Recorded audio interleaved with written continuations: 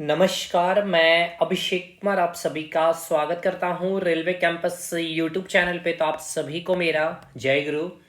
तो चलिए, आप सभी को पता है 13 अक्टूबर से एनटीपीसी सीबीटी 2 एग्जामिनेशन है। बहुत कम समय, मतलब एक महीने से भी कम समय का आपके पास समय बचा हुआ है।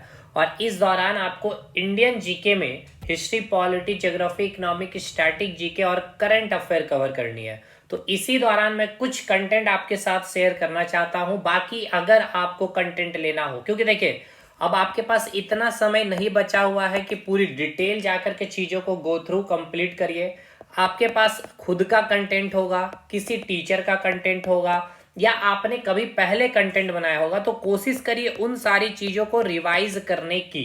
भाई अगर आपके पास समय देखा जाए तो मात्र और मात्र 10 अक्टूबर में आपके पास 10 दिन का समय है, और इधर आपके पास 10 दिन, मतलब फुल टू फुल 20 दिन का आपके पास समय बचा हुआ। और इस 20 दिन में अगर कोई जीके कह दे तैयारी करवा दूं तो वो पॉसिबल नहीं है।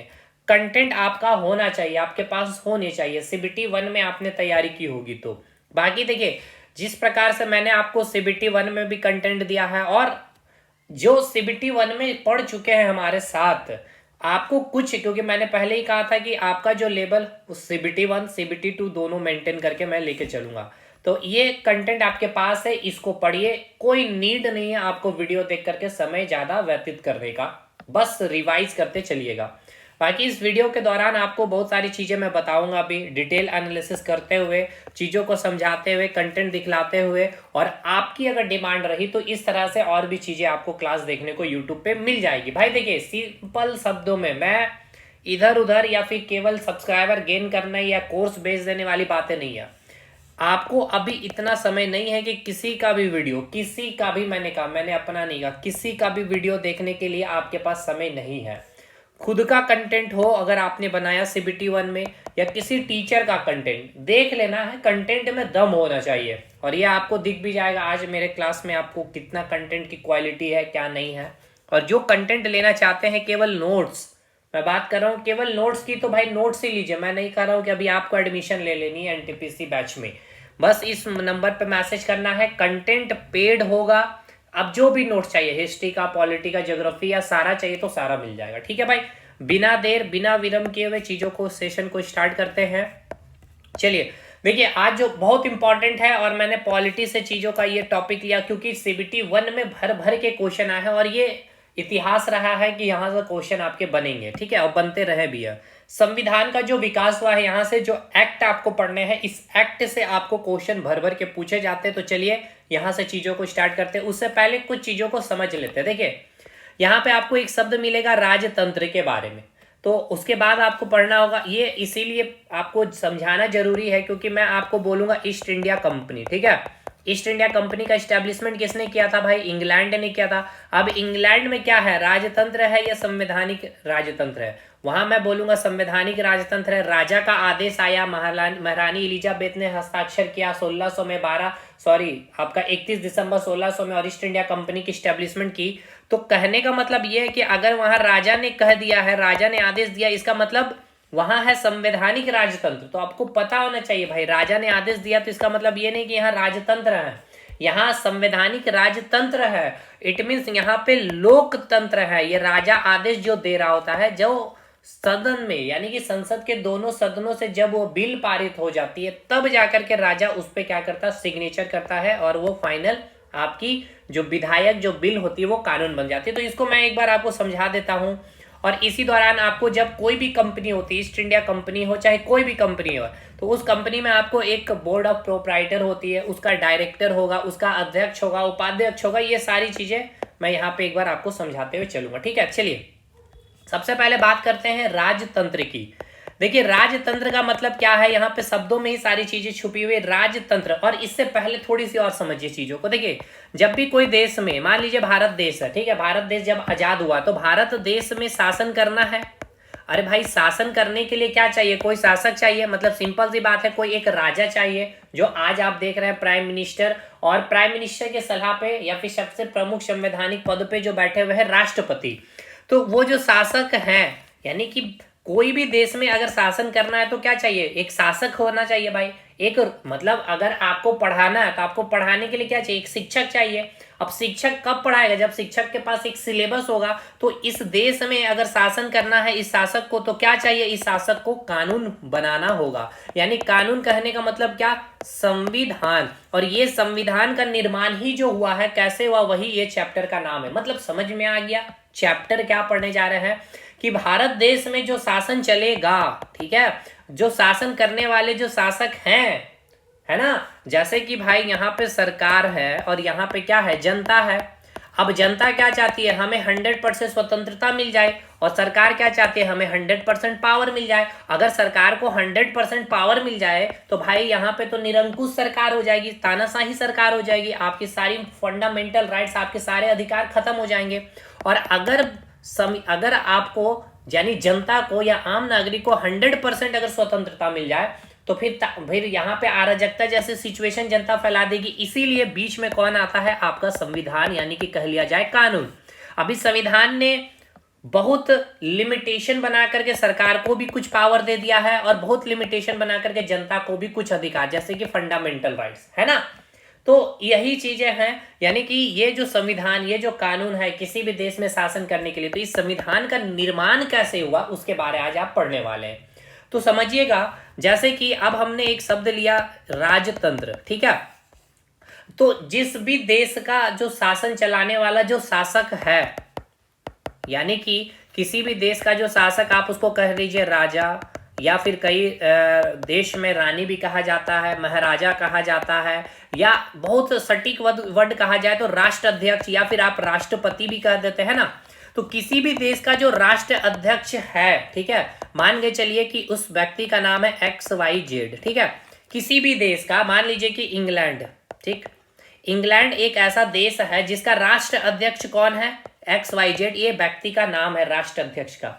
अब इसके मृत्यु के बाद, ठीक है, अगला जो राष्ट्र अध्यक्ष बनेगा कौन बनेगा? या तो इसका बेटा है तो वो बनेगा, या अगर इसका पुत्री है, बेटी है तो वो बनेगा, या फिर इसका कोई कजिन है या जो भी हो वही बनेगा। मतलब यहाँ पे ये कहने का मतलब है कि वंशानुगत सिस्टम है। यानी कि यहाँ पर जो शासन व्यवस्था है, यानी कि जो उस देश का, यानी इंग्लैंड देश का जो शासक या फिर राष्ट्र अध्यक्ष, यानी उस राष्ट्र का जो अध्यक्ष है, वो क्या है? वंशानुगत है। मतलब राजा का बेटा ही राजा बनेगा, ठीक है। तो ये सिस्टम जो कहलाता है क्या है? राजतंत्र। लेकिन इंग्लैंड में राजतंत्र है, लेकिन राजतंत्र में भी कैसा राजतंत्र है भाई? संवैधानिक राजतंत्र। अब ये क्या है? अब इसको समझिए। देखिए, जैसे किम जोंग के बारे में सुना होगा, नॉर्थ कोरिया का जो राष्ट्र अध्यक्ष है, वहां पे बोला जाता है राजतंत्र है। मतलब किम जोंग ने जो आदेश दे दिया भाई, ठीक है, दिन को रात, रात को दिन कह दिया तो वो कह दिया तो वो हो गया, ठीक है। वो मानना होगा, अगर नहीं माने तो भाई आपके खिलाफ एक्शन ली जाएगी। या फिर कोई भी वो चाहे सिचुएशन के अकॉर्डिंग जैसा कानून बनाना चाहे कानून बना सकती है। लेकिन ये इंग्लैंड में ऐसा नहीं है। यहाँ का जो राष्ट्र अध्यक्ष जो आप देख रहे हैं XYZ, यहाँ पर जो इस XYZ के पास जो पावर दिया गया है, ये कैसा राजतंत्र, अब इसको समझिएगा। यहाँ पे जो भी राजा आदेश देगा, ठीक है ना, यहाँ पे जो भी राजा आदेश अगर देता है तो उस आदेश को पहले कहाँ भेजा जाता है? संसद में, यानी संसद के दोनों सदन में। अब उस दोनों सदन में क्या होगा? उस आदेश का, यानी कि जो भी वहां का राष्ट्र अध्यक्ष, इंग्लैंड के राष्ट्र अध्यक्ष ने बात कही है कि मान लीजिए कि हमें अपने इंग्लैंड में या फिर हम भारत में रूल कर रहे हैं तो इतना प्रतिशत टैक्स लगाने जनता के ऊपर, तो इस बिल को पहले संसद में प्रस्तुत किया जाएगा, दोनों सदनों में डिस्कशन होगा। अगर डिस्कशन होने के बाद दोनों सदन उसको पारित कर देती है, ठीक है, दोनों सदन से, तब जाकर के राष्ट्र अध्यक्ष इस पे क्या करेगी? सिग्नेचर करेगी, और तब जाकर के वो कानून बनेगा। तो ये जो सिस्टम हुआ क्या हुआ? संवैधानिक राजतंत्र। मतलब जस्ट लाइक आपने भारत में अगर आपने देखा है राष्ट्रपति को, ठीक है, अब भारत में देखिए राष्ट्रपति की जो बात कर रहे हैं, तो अब देखिए भारत में क्या है? भारत एक गणतंत्र राज्य है। गणतंत्र राज्य किसको कहते हैं? जहां का राष्ट्र अध्यक्ष जो होता है पद, वो वंशानुगत नहीं है। मतलब राष्ट्र अध्यक्ष भारत का कौन है भाई? संवैधानिक प्रमुख पद में कौन है? राष्ट्रपति है। तो राष्ट्रपति के बाद कौन? उसी के वंशानुगत में ही जो भी है वही बनता है, यानी राजा का बेटा ही राजा बनता नहीं। यहाँ पे चुनाव प्रक्रिया है, और आपको मैंने बताया है कि किस प्रकार से चुनाव होता है। अनुपातिक प्रतिनिधित्व प्रणाली, यानी एकल संक्रमणीय मत के द्वारा यहाँ पे क्या होती है? चुनाव प्रक्रिया होती है। मतलब ये जो पद है, यानी कि राष्ट्र अध्यक्ष, यानी भारत में जो राष्ट्र अध्यक्ष का जो पद है वह वंशानुगत नहीं है। तो जिस भी देश का, ठीक है, जो राष्ट्र अध्यक्ष या वहां की जो शासन व्यवस्था है या शासक करने वाले जो शासक हैं या राष्ट्र अध्यक्ष है, अगर वो पद अगर वंशानुगत नहीं है तो उसको हम क्या कहते हैं, गणतंत्र राज्य, यानी भारत का एक गणतंत्र राज्य। ठीक है।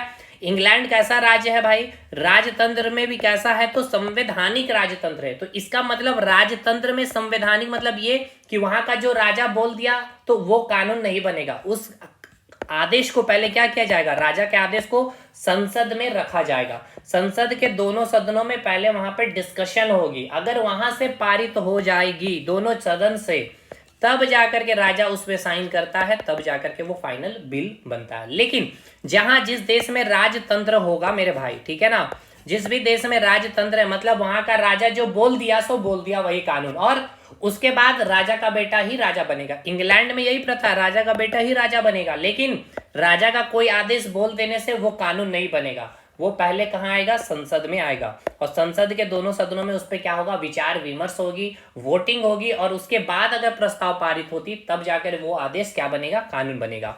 और भारत क्या है, एक गणतंत्र राज्य है। गणतंत्र राज्य मतलब जो राष्ट्र अध्यक्ष है, भारत का जो राष्ट्र यानी कि जो शासन भारत देश में करने वाले जो शासक हैं, ठीक है, वो क्या है, वंशानुगत पद नहीं है। मतलब राष्ट्रपति की अगर मृत्यु हो जाती तो उनका पुत्र या उनकी पुत्री ही राष्ट्रपति नहीं बनेगी। यहाँ पे क्या होता है, चुनाव किया जाता है। ठीक है, अप्रत्यक्ष रूप से यहाँ पे क्या होती है, चुनाव होती है। वो प्रक्रिया हम लोगों ने समझ रखा है पॉलिटी में।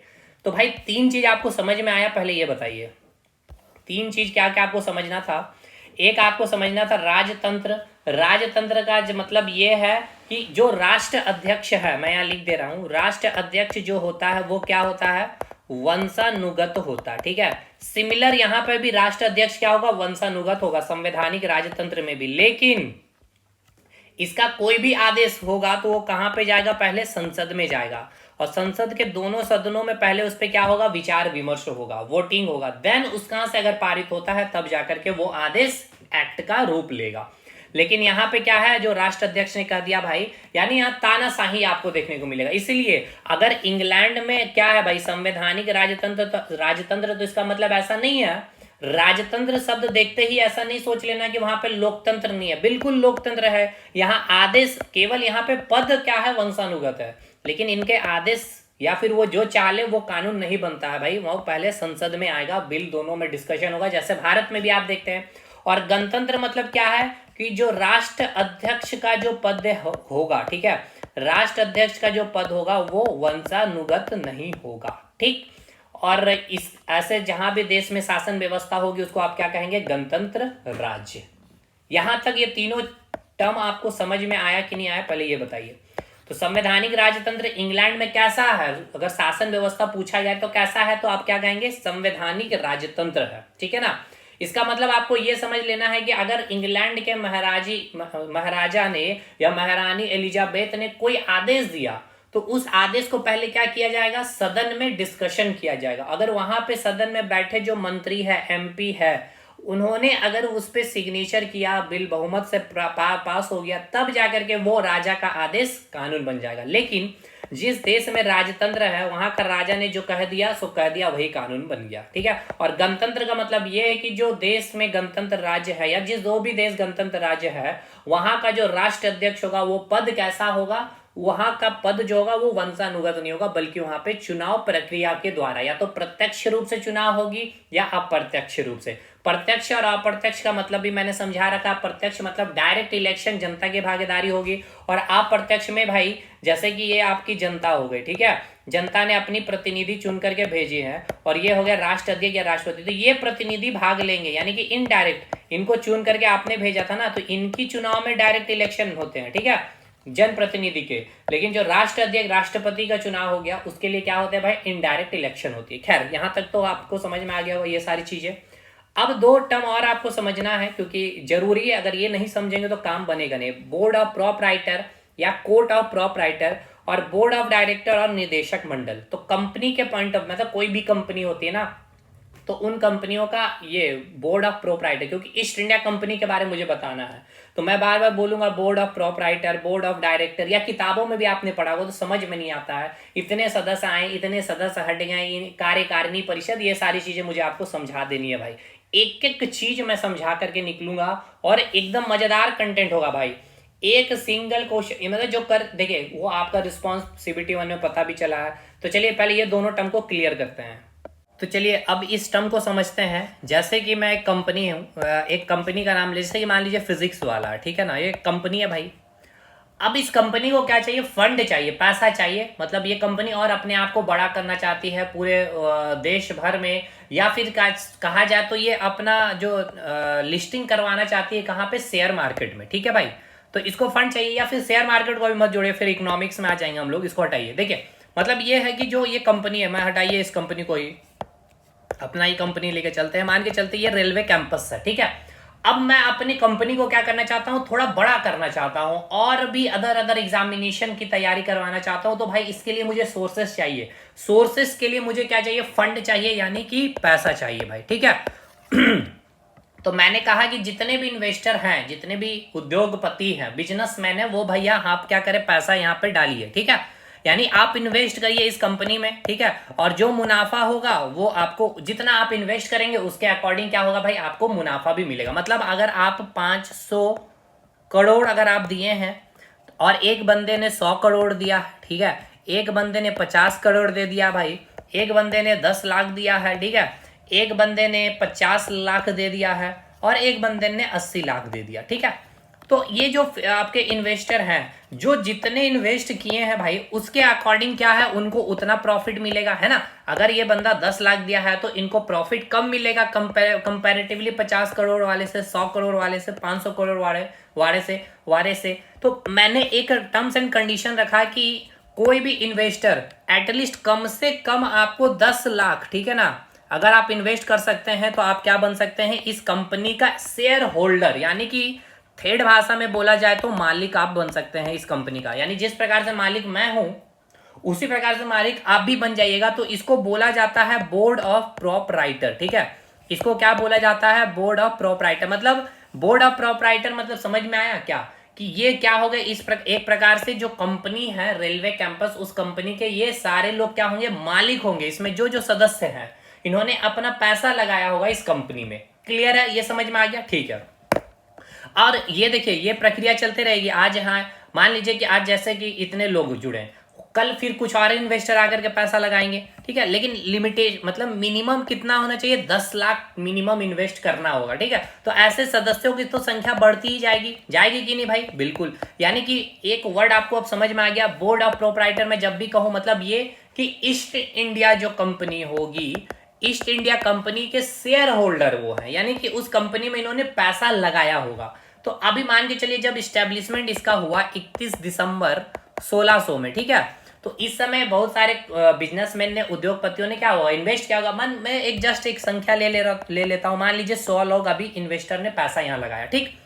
अब इसके लिए अब देखिए ये ईस्ट इंडिया कंपनी को कहां भेजना है, भारत भेजना है व्यापार करने के लिए, है ना भाई।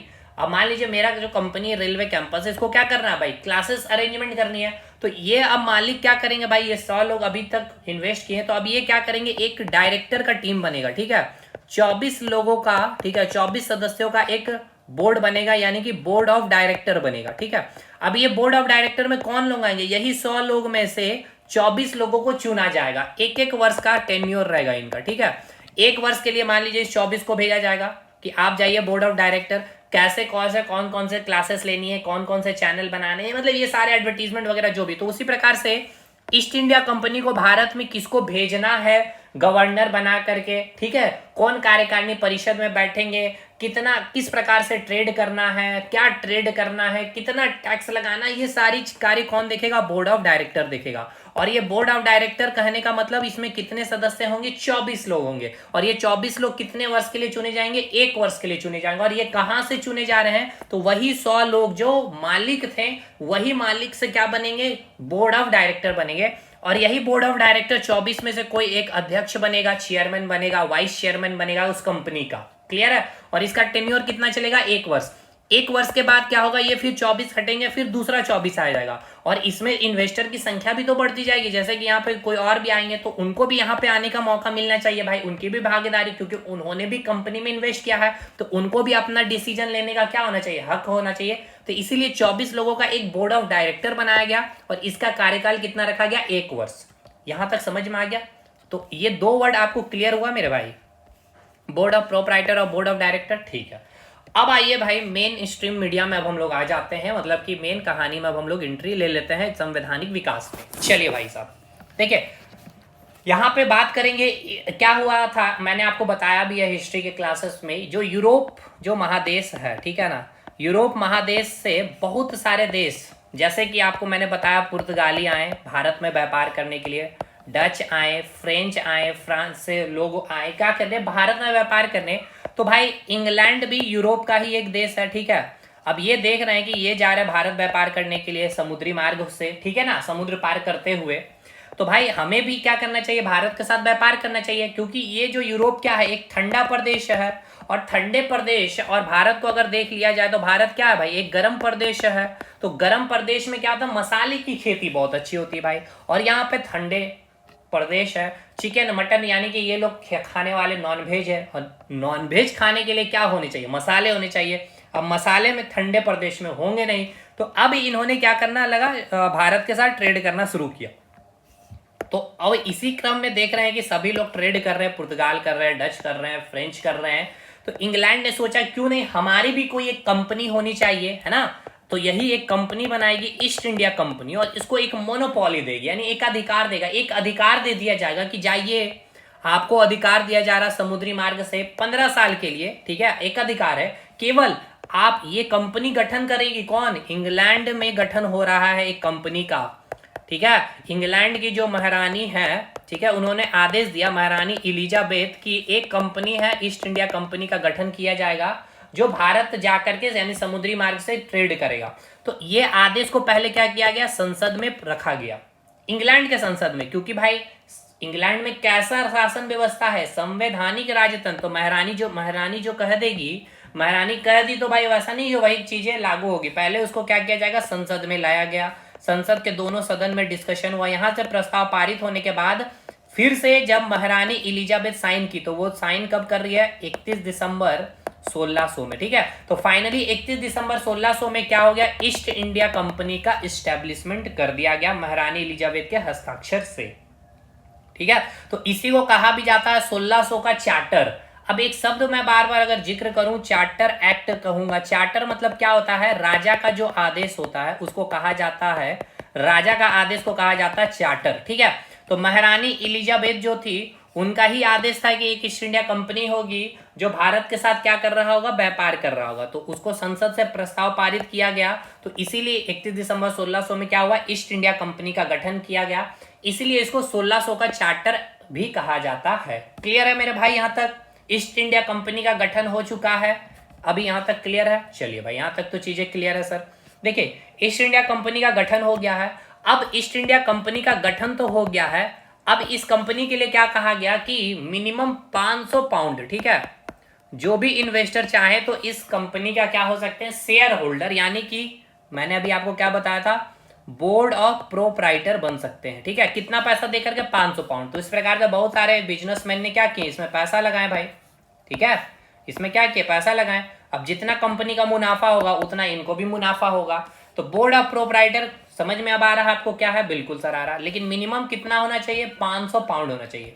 अब इसी बोर्ड ऑफ प्रोप्राइटर से क्या बनेगा, एक कोर्ट ऑफ डायरेक्टर या फिर बोर्ड ऑफ डायरेक्टर, कितने सदस्य की, 24 सदस्य, और इसी के क्या होंगे, अध्यक्ष होंगे, इसी से चुने जाएंगे और उपाध्यक्ष बनेंगे। और इसका टेन्योर कितना होगा, 1 वर्ष का टेन्योर होगा। इसका काम क्या है मेरे भाई, जो ईस्ट इंडिया कंपनी है भारत के साथ कैसे ट्रेड करेगा, ठीक है, वो सारा मीटिंग करना, वो सारा चीजों को डिस्कशन करना, वो सारी बातें बतानी, और यहाँ से कौन ईस्ट इंडिया कंपनी का कौन एक रिप्रेजेंटेटिव जो गवर्नर है वो जाएगा, ईस्ट इंडिया कंपनी किस प्रकार से व्यापार करेगी, वो सारा चीज वो लागू करेगा। वो कार्य है कोर्ट ऑफ डायरेक्टर का, यानी कि बोर्ड ऑफ डायरेक्टर का। ये 24 लोगों की एक टीम होगी, सदस्य होगी, जिसका टेन्योर 1 वर्ष होगा, और ये 24 लोग कहां से आएंगे, यही मालिक होंगे। क्लियर है भाई, यहीं से चुन करके आ रहे हैं, यानी बोर्ड ऑफ प्रोप्राइटर कोर्ट। यहां तक की कहानी समझ में आई, देखिए इसलिए मैंने पहले क्लियर किया तो कि मजा आएगा। अच्छा एक शब्द और समझिए कि ये जो बोर्ड ऑफ प्रोप्राइटर कहाँ है, ये लंदन में बैठेंगे, ठीक है। ये कोर्ट ऑफ डायरेक्टर कहाँ बैठेंगे, लंदन में बैठ रहे हैं, और लंदन में बैठ करके सारी प्रक्रियाएं बना रहे हैं कि किस प्रकार से ईस्ट इंडिया कंपनी को क्या करना है, ट्रेड करना है, और कौन जा रहा है ईस्ट इंडिया कंपनी के तरफ से वो सारा व्यापार वगैरह देखेगा, ईस्ट इंडिया कंपनी कहाँ पे कारखाना बनाएगी, गोदाम बनाएगी, वो सारा चीज यहाँ से देखा जा रहा, कहाँ से, लंदन में। बताइए यहाँ तक चीजें क्लियर है यहाँ तक कि नहीं, पहले ये बताइएगा। ठीक है, चलिए देखिए 1726 तक क्या हो गया, 1726 आते आते जो ईस्ट इंडिया जो कंपनी है, ठीक है ना, ईस्ट इंडिया कंपनी की जो स्थिति है 3 क्षेत्रों में बहुत अच्छी हो गई थी। 3 क्षेत्रों को आप ध्यान पूर्वक से देखिएगा मैप में। देखिए मैंने कहा कि 1726 आते आते जो 3 क्षेत्र है, एक तो आपका ये मुंबई क्षेत्र हो गया, मद्रास क्षेत्र हो गया, और ये बंगाल क्षेत्र। ठीक है, मैं यहाँ लिख दे रहा हूँ, ये बंगाल हो गया आपका, ये आपका मद्रास हो गया, और ये आपका मुंबई, यानी बम्बई भी बोल सकते हो, उस समय बम्बई होगा। ठीक, यानी कि 1726 का इसे कहा जाता है चार्टर, 1726 का चार्टर। तो राजा ने आदेश दिया कि अब ईस्ट इंडिया कंपनी की जो थोड़ी सी स्थिति है ये 3 क्षेत्र में बहुत अच्छी हो गई थी, इसलिए वहां से राजा का आदेश आ रहा है। अब देखिए जब भी मैं कह रहा हूं कि राजा का आदेश, तो भाई मेरे राजा का आदेश मतलब क्या, तो ये कहाँ का राजा है, इंग्लैंड का राजा है। तो इंग्लैंड में कैसा शासन व्यवस्था है सर, मैंने अभी आपको बताया है, संवैधानिक राजतंत्र है। संवैधानिक राजतंत्र मतलब जो भी आदेश होगा उस आदेश का कहां पर डिस्कशन होगा, संसद में। संसद में मतलब दोनों सदन में, ठीक है, तब जाकर के वो आदेश क्या बनेगा, आपका आदेश बिल में कन्वर्ट, सॉरी आदेश कानून में कन्वर्ट हो जाएगा, एक्ट बन जाएगा। ठीक है, तो वहां से 1726 में राजा ने एक आदेश दिया, यानी कि इसको कहा जाता है 1726 का चार्टर भी कहा जाता है, आदेश दे रहे इसलिए। तो वो सदन से पास होने के बाद कहा गया कि ये जो 3 क्षेत्र है ईस्ट इंडिया जो कंपनी है, इनकी स्थिति बहुत अच्छी हो गई, अच्छा व्यापार यहाँ पे ट्रेड कर रहे थे। तो यहाँ पे कहा गया कि इस बंगाल में अब ईस्ट इंडिया कंपनी, क्योंकि देखिए बंगाल, मद्रास और मुंबई, यहाँ इसकी जो दूरी थी काफी अधिक दूरी थी, तो अब एक व्यक्ति इसको कोई यहाँ से रेगुलेट करना आसानी बात नहीं थी, इसलिए यहाँ से निर्णय लिया गया कि इन तीनों क्षेत्र में 3 गवर्नर की नियुक्ति की जाएगी। ठीक है, अब ये कौन काम करेगा भाई, ये 3 गवर्नर का नियुक्ति करने का काम किसका है, कोर्ट ऑफ डायरेक्टर का। ठीक है, ये कार्य कौन करेगा, कोर्ट ऑफ डायरेक्टर। संसद से पास हो गया कि अभी 3 क्षेत्र में स्थिति अच्छी है ईस्ट इंडिया कंपनी की, इसलिए तीनों क्षेत्रों में क्या करिए, एक एक गवर्नर बना करके भेज दीजिए, यानी कि वो गवर्नर को इस क्षेत्र में, बंगाल में यहाँ का गवर्नर, मद्रास का गवर्नर और मुंबई का गवर्नर, और क्या होगा, अपने क्षेत्र की स्थिति में, क्षेत्र की स्थिति को देखते हुए उसके अनुसार क्या करना है, कानून बनाना है, और आपको क्या करना है, ट्रेड करना है। चलिए यहां तक समझ में आया कि नहीं आया, पहले ये बताइए। बिल्कुल समझ में आ गया सर। और साथ के साथ ये भी ध्यान रखना है आपको यहाँ पर कि तीनों जो गवर्नर है, तीनों गवर्नर का पावर एकदम इक्वल है। मतलब इसका कहने का मतलब ये है कि जो बंगाल का गवर्नर होगा, जो मुंबई का गवर्नर होगा और जो मद्रास का गवर्नर है, तीनों स्वतंत्र है अपनी क्षेत्र के अनुसार कानून बनाने का, किसी का किसी के ऊपर दबाव नहीं है। चलिए, लेकिन इसी बीच एक घटना आपको पता है 1757 में, है ना मेरे भाई, कौन सा युद्ध होता है 1757 में, आप सभी को पता होना चाहिए, पलासी का युद्ध। अब इस पलासी के युद्ध में आपको पता होना चाहिए, अभी तक ईस्ट इंडिया क्या कर रही है, ट्रेड कर रही है। क्या कर रही है सर, व्यापार कर रही है ना। लेकिन 1757 में पलासी का युद्ध होता है, और इस पलासी के युद्ध में ईस्ट इंडिया कंपनी क्या करती है, जो बंगाल का जो नवाब है, ठीक है, बंगाल, अब ये सब मैं उतना हिस्ट्री में नहीं जाऊंगा क्योंकि हिस्ट्री में ये लेक्चर हमने डिस्कशन कर रखा है पलासी के युद्ध के बारे में। तो जो बंगाल का नवाब जो है, सॉरी जो बंगाल का जो गवर्नर है 1757 में क्या करता है, बंगाल के नवाब से एक युद्ध लड़ता है जिसको कहा जाता है पलासी का युद्ध। और इस युद्ध में जो बंगाल का नवाब है इसमें क्या होता है, पराजित हो जाता है। ठीक है, और इस युद्ध के बाद ही, यानी 1757 के बाद ही अगला जो बंगाल का नवाब बनेगा, ठीक है, अगला जो बंगाल का नवाब बनेगा, ये कौन डिसाइड कर रहा है, अब ईस्ट इंडिया कंपनी डिसाइड कर रही है। सोच लीजिए, ये जो बंगाल का गवर्नर भाई साहब थे, जो क्या कर रहा था, ट्रेड कर रहा था अभी तक, यानी 1726 में ये बना करके इनको भेजा गया, अभी तक तो ये ट्रेड कर रहे थे। लेकिन जैसे ही 1757 के पलासी का युद्ध हुआ, अब वही बंगाल का गवर्नर क्या करने लग गया, अब बंगाल का नवाब कौन बनेगा।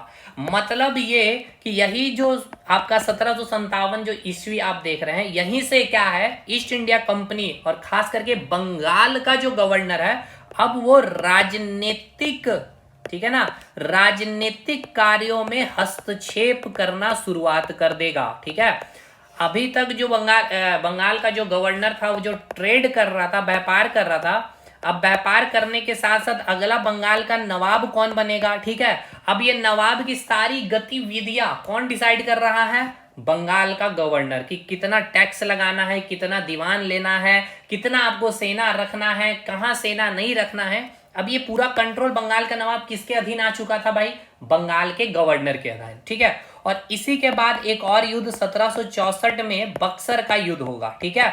और इस बक्सर के युद्ध में आपको पता है, चलिए मैं तीनों का नाम लिख दूं, एक तो आपका बंगाल का नवाब हो गया, एक अवध का नवाब और दिल्ली का बादशाह, ये आपको याद है। इन तीनों को क्या करता है, पराजित कर देता है। और इसके बाद 1765 में जो बंगाल का गवर्नर है वो क्या करता है, इलाहाबाद की संधि करती है, ठीक है। और इस इलाहाबाद की संधि के बाद ही पूरे बंगाल में जो ईस्ट इंडिया कंपनी को क्या मिल जाता है, एक राइट्स मिल जाता है, एक अधिकार मिल जाता है, किस चीज का, फ्री ट्रेड करने का। मतलब आपको अब कोई टैक्स नहीं देना है। आप बंगाल में देखिए, जब बात हो रही है बंगाल में, इसका मतलब आज का पूरा वेस्ट बंगाल, आज का पूरा उड़ीसा, आज का पूरा बिहार, बिहार में अब अलग हो चुका है जो आपका झारखंड, और आपका आज का पूरा बांग्लादेश, ये पूरे क्षेत्र में अब ईस्ट इंडिया कंपनी यानी इस बंगाल के गवर्नर को क्या मिल गया, एक अधिकार मिल चुका है कि अब आप क्या है भाई, फ्री ट्रेड कर सकते हैं। तो अब समझिए यहां से कि ये जो बंगाल का जो गवर्नर है, बंगाल का ये जो गवर्नर है, ये अभी तक क्या कर रहा था, जो व्यापार कर रहा था, अब इसके दो कार्य हो चुके हैं। एक कार्य तो व्यापार करना है ही, ठीक है, व्यापार करना मतलब सामान बेचना तो है ही, साथ के साथ अब इसको राजनीतिक कार्य भी देखने हैं। मतलब बंगाल में किस प्रकार से राजनीतिक व्यवस्था चलानी है, ठीक है, कैसे प्रशासन चलाना है, कितना वित्त, कितना दीवानी, ये सारा चीज कार्य अब किसके पास है, बंगाल के गवर्नर के पास आ गया। अभी देखिए जो राजा है, इंग्लैंड के जो राजा है, वो भेजा है किस लिए भाई, इसको व्यापार करने के लिए। अब इसने क्या किया है, व्यापार करने के साथ साथ अपना क्षेत्र का विस्तार कर चुका है, यानी भारतीयों के मामले में, यानी कि आंतरिक मामले में अब हस्तक्षेप करना शुरुआत कर देगा, ठीक है। यानी कि जितने भी बंगाल के जितने भी क्षेत्र हैं, ठीक है, जितने भी प्रांत हैं वहां पे, उनके कौन राजा बनेंगे, उनके मतलब कि क्या कर रहे थे, देखिए दो लोगों के बीच में एक साइड से अंग्रेज हो जाते थे और दूसरे से क्या कर देते थे भाई, मतलब कूटनीति कर देते थे कि अगला राजा भाई हम आपको बना देंगे, हम अपनी सेना की मदद करेंगे, बस आप हमारा इतना मदद करिए। मतलब हस्तक्षेप करना यहां से क्या कर देगा, अब बंगाल का गवर्नर शुरुआत कर देगा। और साथ के साथ पूरा लूट पाट यहां से ये स्टार्ट कर देगा। जो वहां के पे जो आपको टैक्स कर लेनी है उस पे कर पे बढ़ोतरी लगा देगा। जो वहां के राजा महाराजा वो क्या कर रहे हैं, बंगाल के गवर्नर को गिफ्ट दे रहे हैं, गिफ्ट दे रहे हैं मतलब कि भाई ये राज आप एक प्रकार से क्या लीडर है, आप हमको पैसा दे रहे हैं कि सर ये काम है या इतना सेना चाहिए, इसको हराना है, हमको गद्दी में बैठा दीजिए, बदले में आपको ये देंगे, ठीक है। और ये सारा का सारा फायदा किसको हो रहा है, बंगाल के गवर्नर को हो रहा है। किसको हो रहा है, बंगाल के गवर्नर को हो रहा, ना कि ईस्ट इंडिया कंपनी को, ठीक है।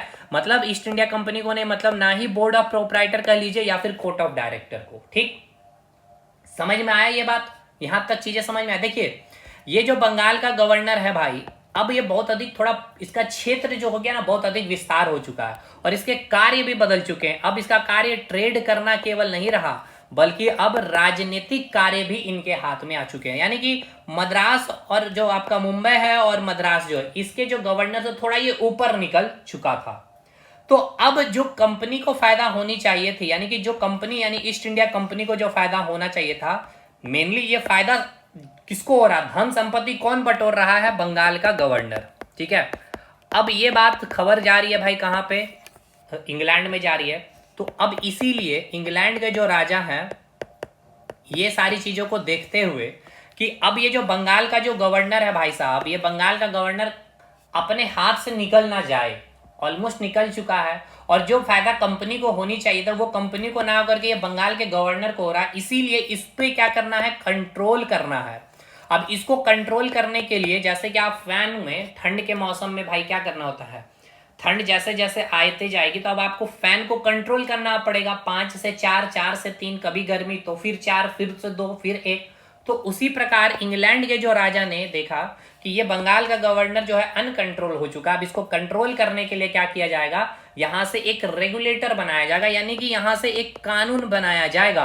और पहला कानून बनाया जाएगा 1773 में, कौन सा एक्ट के नाम से? रेगुलेटिंग एक्ट, मतलब रेगुलेट किया जाएगा ईस्ट इंडिया कंपनी को, यानी कि जो गवर्नर है बंगाल का उसको रेगुलेट किया जाएगा कि आपको कैसे कार्य करना है। वो अब हम आपको एक एक्ट बना करके भेजेंगे और ये एक्ट कहाँ बनेगा? इंग्लैंड के संसद में, ठीक है। और यहां से जो एक्ट बन के जाएगा भारत में, और ये एक्ट स्पेशली किस लिए बन रहा है? देखिए ये एक्ट किस लिए बन रहा है? ईस्ट इंडिया कंपनी के लिए, कि भारत में आपको किस प्रकार से ट्रेड करना है। और चूंकि अब जब तक की अगर बात किया जाए 1773 यानी कि प्लासी और बक्सर के युद्ध के बाद बंगाल का गवर्नर जो था अब अपना क्षेत्र का विस्तार कर चुका था, ट्रेड के साथ साथ राजनीतिक कार्य भी करने लगे थे। तो अब आपको कैसे ये कार्य करना है, अब इस एक्ट के थ्रू आपको देखना, ट्रेड और राजनीतिक कार्य।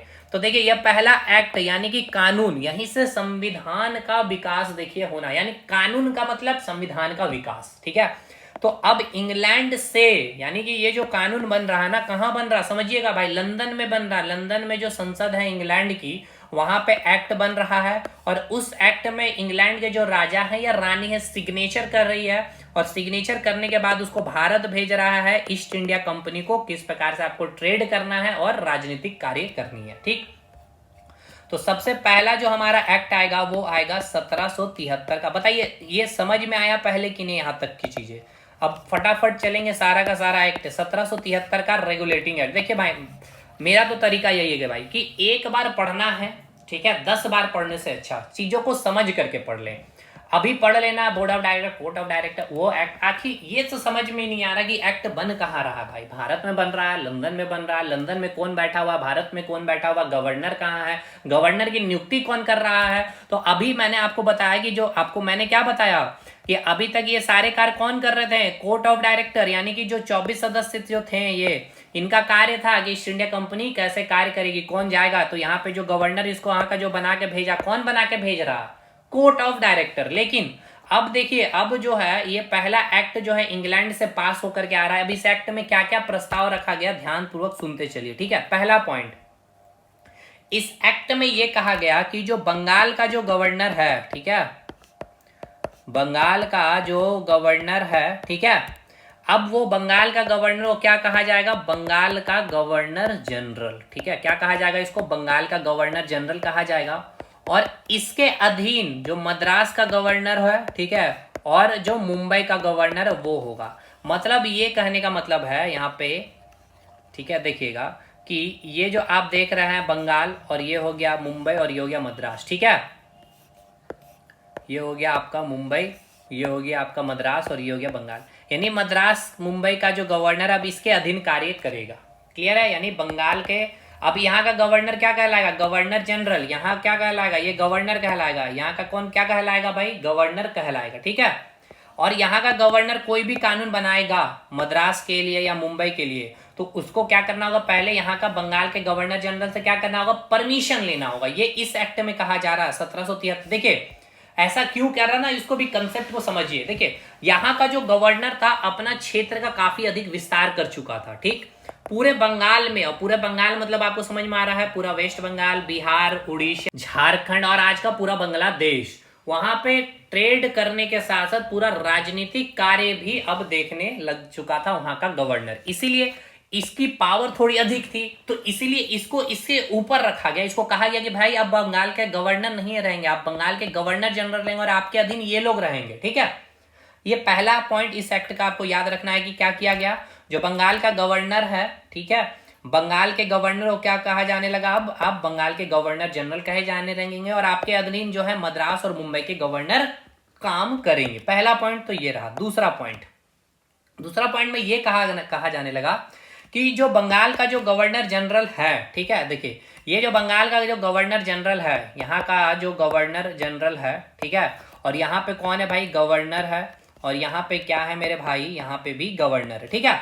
अब इस एक्ट में ये कहा गया कि ये जो गवर्नर जनरल है इसका अपना एक कार्यकारिणी परिषद होगा। क्या होगा?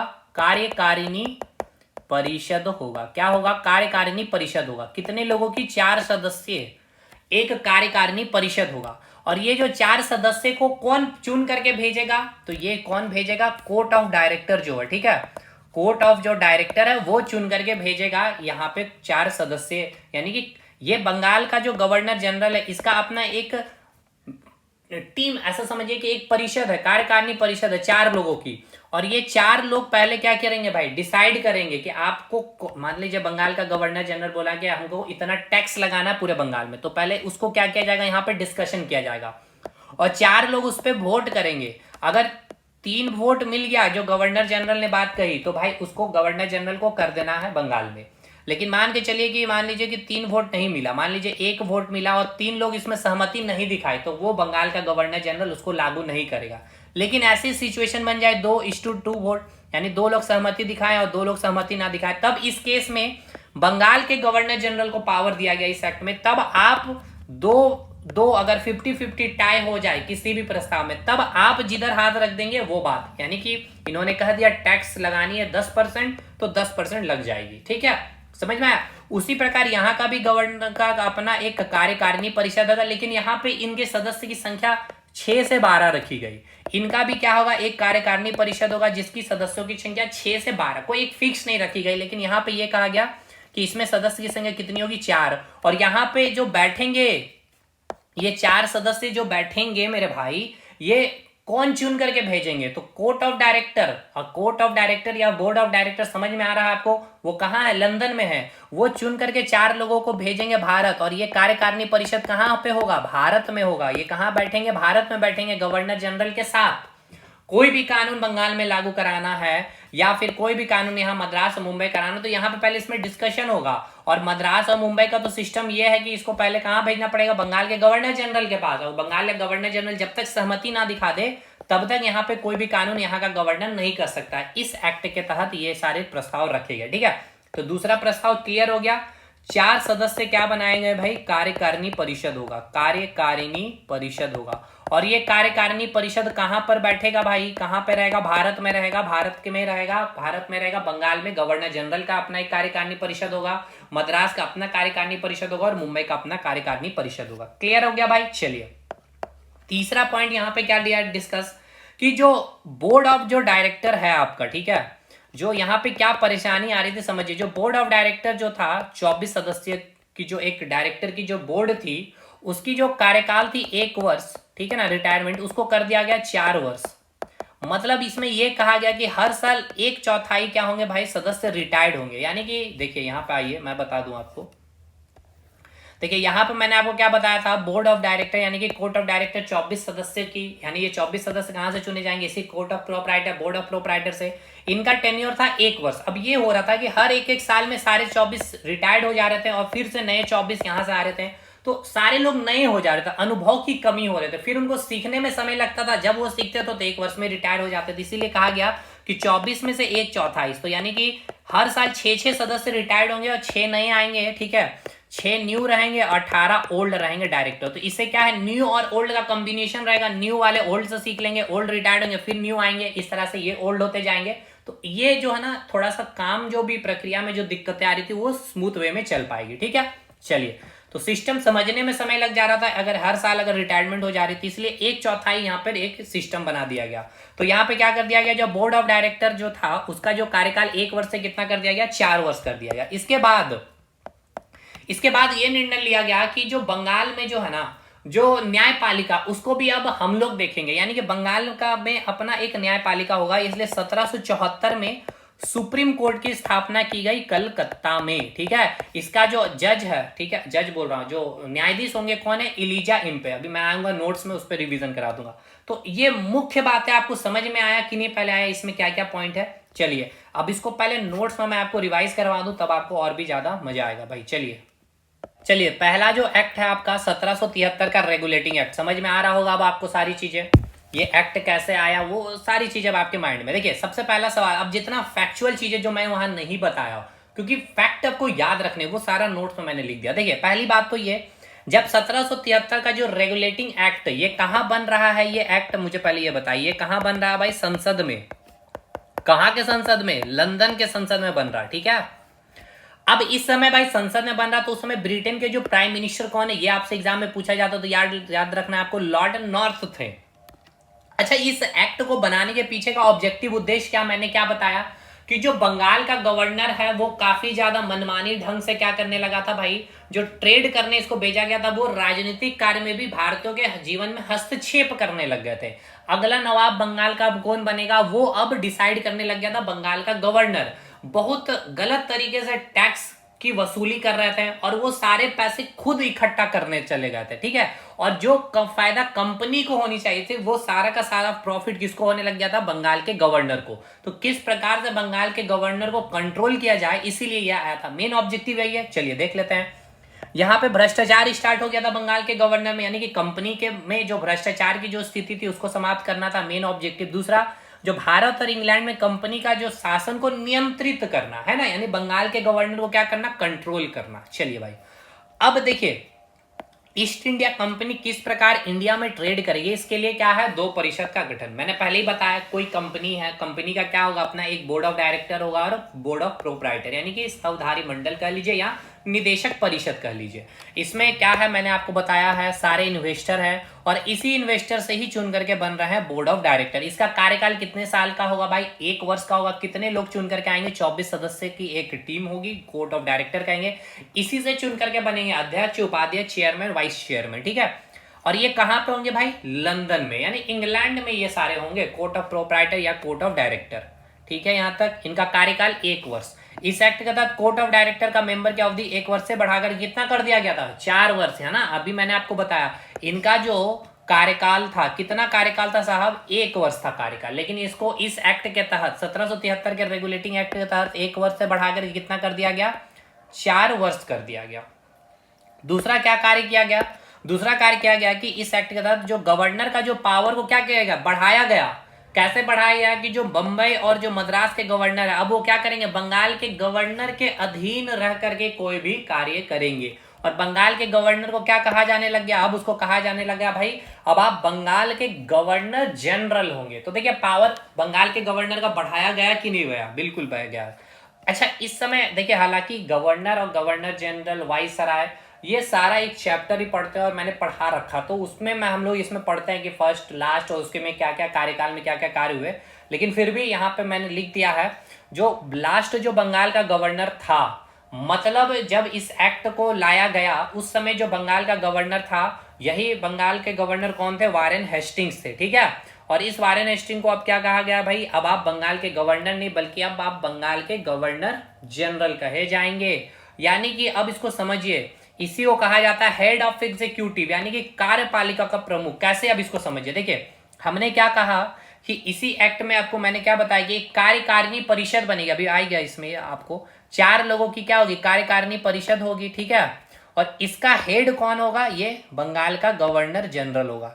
अब ये जो भी कानून बनाएगा, यहाँ पे मान लीजिए जो भी कानून बनेगा उस कानून को कौन करेगा, इंप्लीमेंट, यानी कार्यपालिका का प्रमुख कौन हुआ, यही वारेन हेस्टिंग, मतलब कि बंगाल का गवर्नर जनरल हुआ। अब आपको समझ में आ गया होगा हेड ऑफ एग्जीक्यूटिव का मतलब भी। चलिए साहब, अच्छा यहां से कुछ फैक्ट आ जाता है, evolution of dyarchy of Bengal, यानी बंगाल में द्वैत शासन। देखिए किस प्रकार से भ्रष्टाचार कर रहा था बंगाल का गवर्नर। बंगाल का गवर्नर क्या कर रहा था, बंगाल में द्वैत शासन लागू हो गया था, ठीक है। बंगाल में द्वैत शासन को लागू किया गया था। द्वैत शासन क्या है, दोहरी शासन, मतलब 2 तरीके से आपको लूटा जा रहा, एक तो वो डायरेक्टली और एक आप समझिए इन, जैसे कि आप जीएसटी में आप होता है ना, एक आप सेंटर को भी, आज भी आपके ऊपर दोहरी शासन है, सेंट्रल को भी टैक्स दे रहे होते हैं और स्टेट को भी टैक्स दे रहे होते हैं। उसी प्रकार से यहाँ पे आपको दोहरी शासन, अब ये दोहरी शासन क्या है इसको अभी खत्म करते हैं यहाँ पे, क्योंकि ये सब हिस्ट्री के पार्ट में हमने करवा रखा, ठीक है। तो ये पूछता है आपसे कि द्वैत शासन किसने समाप्त किया था, तो याद रखिएगा वारेन हेस्टिंग, यहाँ तक याद है।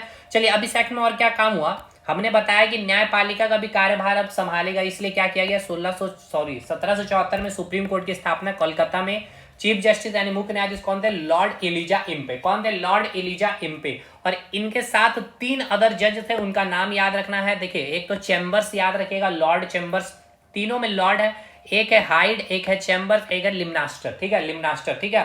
तो ऐसे याद रखिएगा भाई, चैम्बर में हाइड करके मास्टर कर दिया, ब्लास्टर कर दिया, ब्लास्ट कर दिया, ऐसे याद रखिएगा। ऐसे मुझे याद भी इसीलिए बोल रहा हूँ।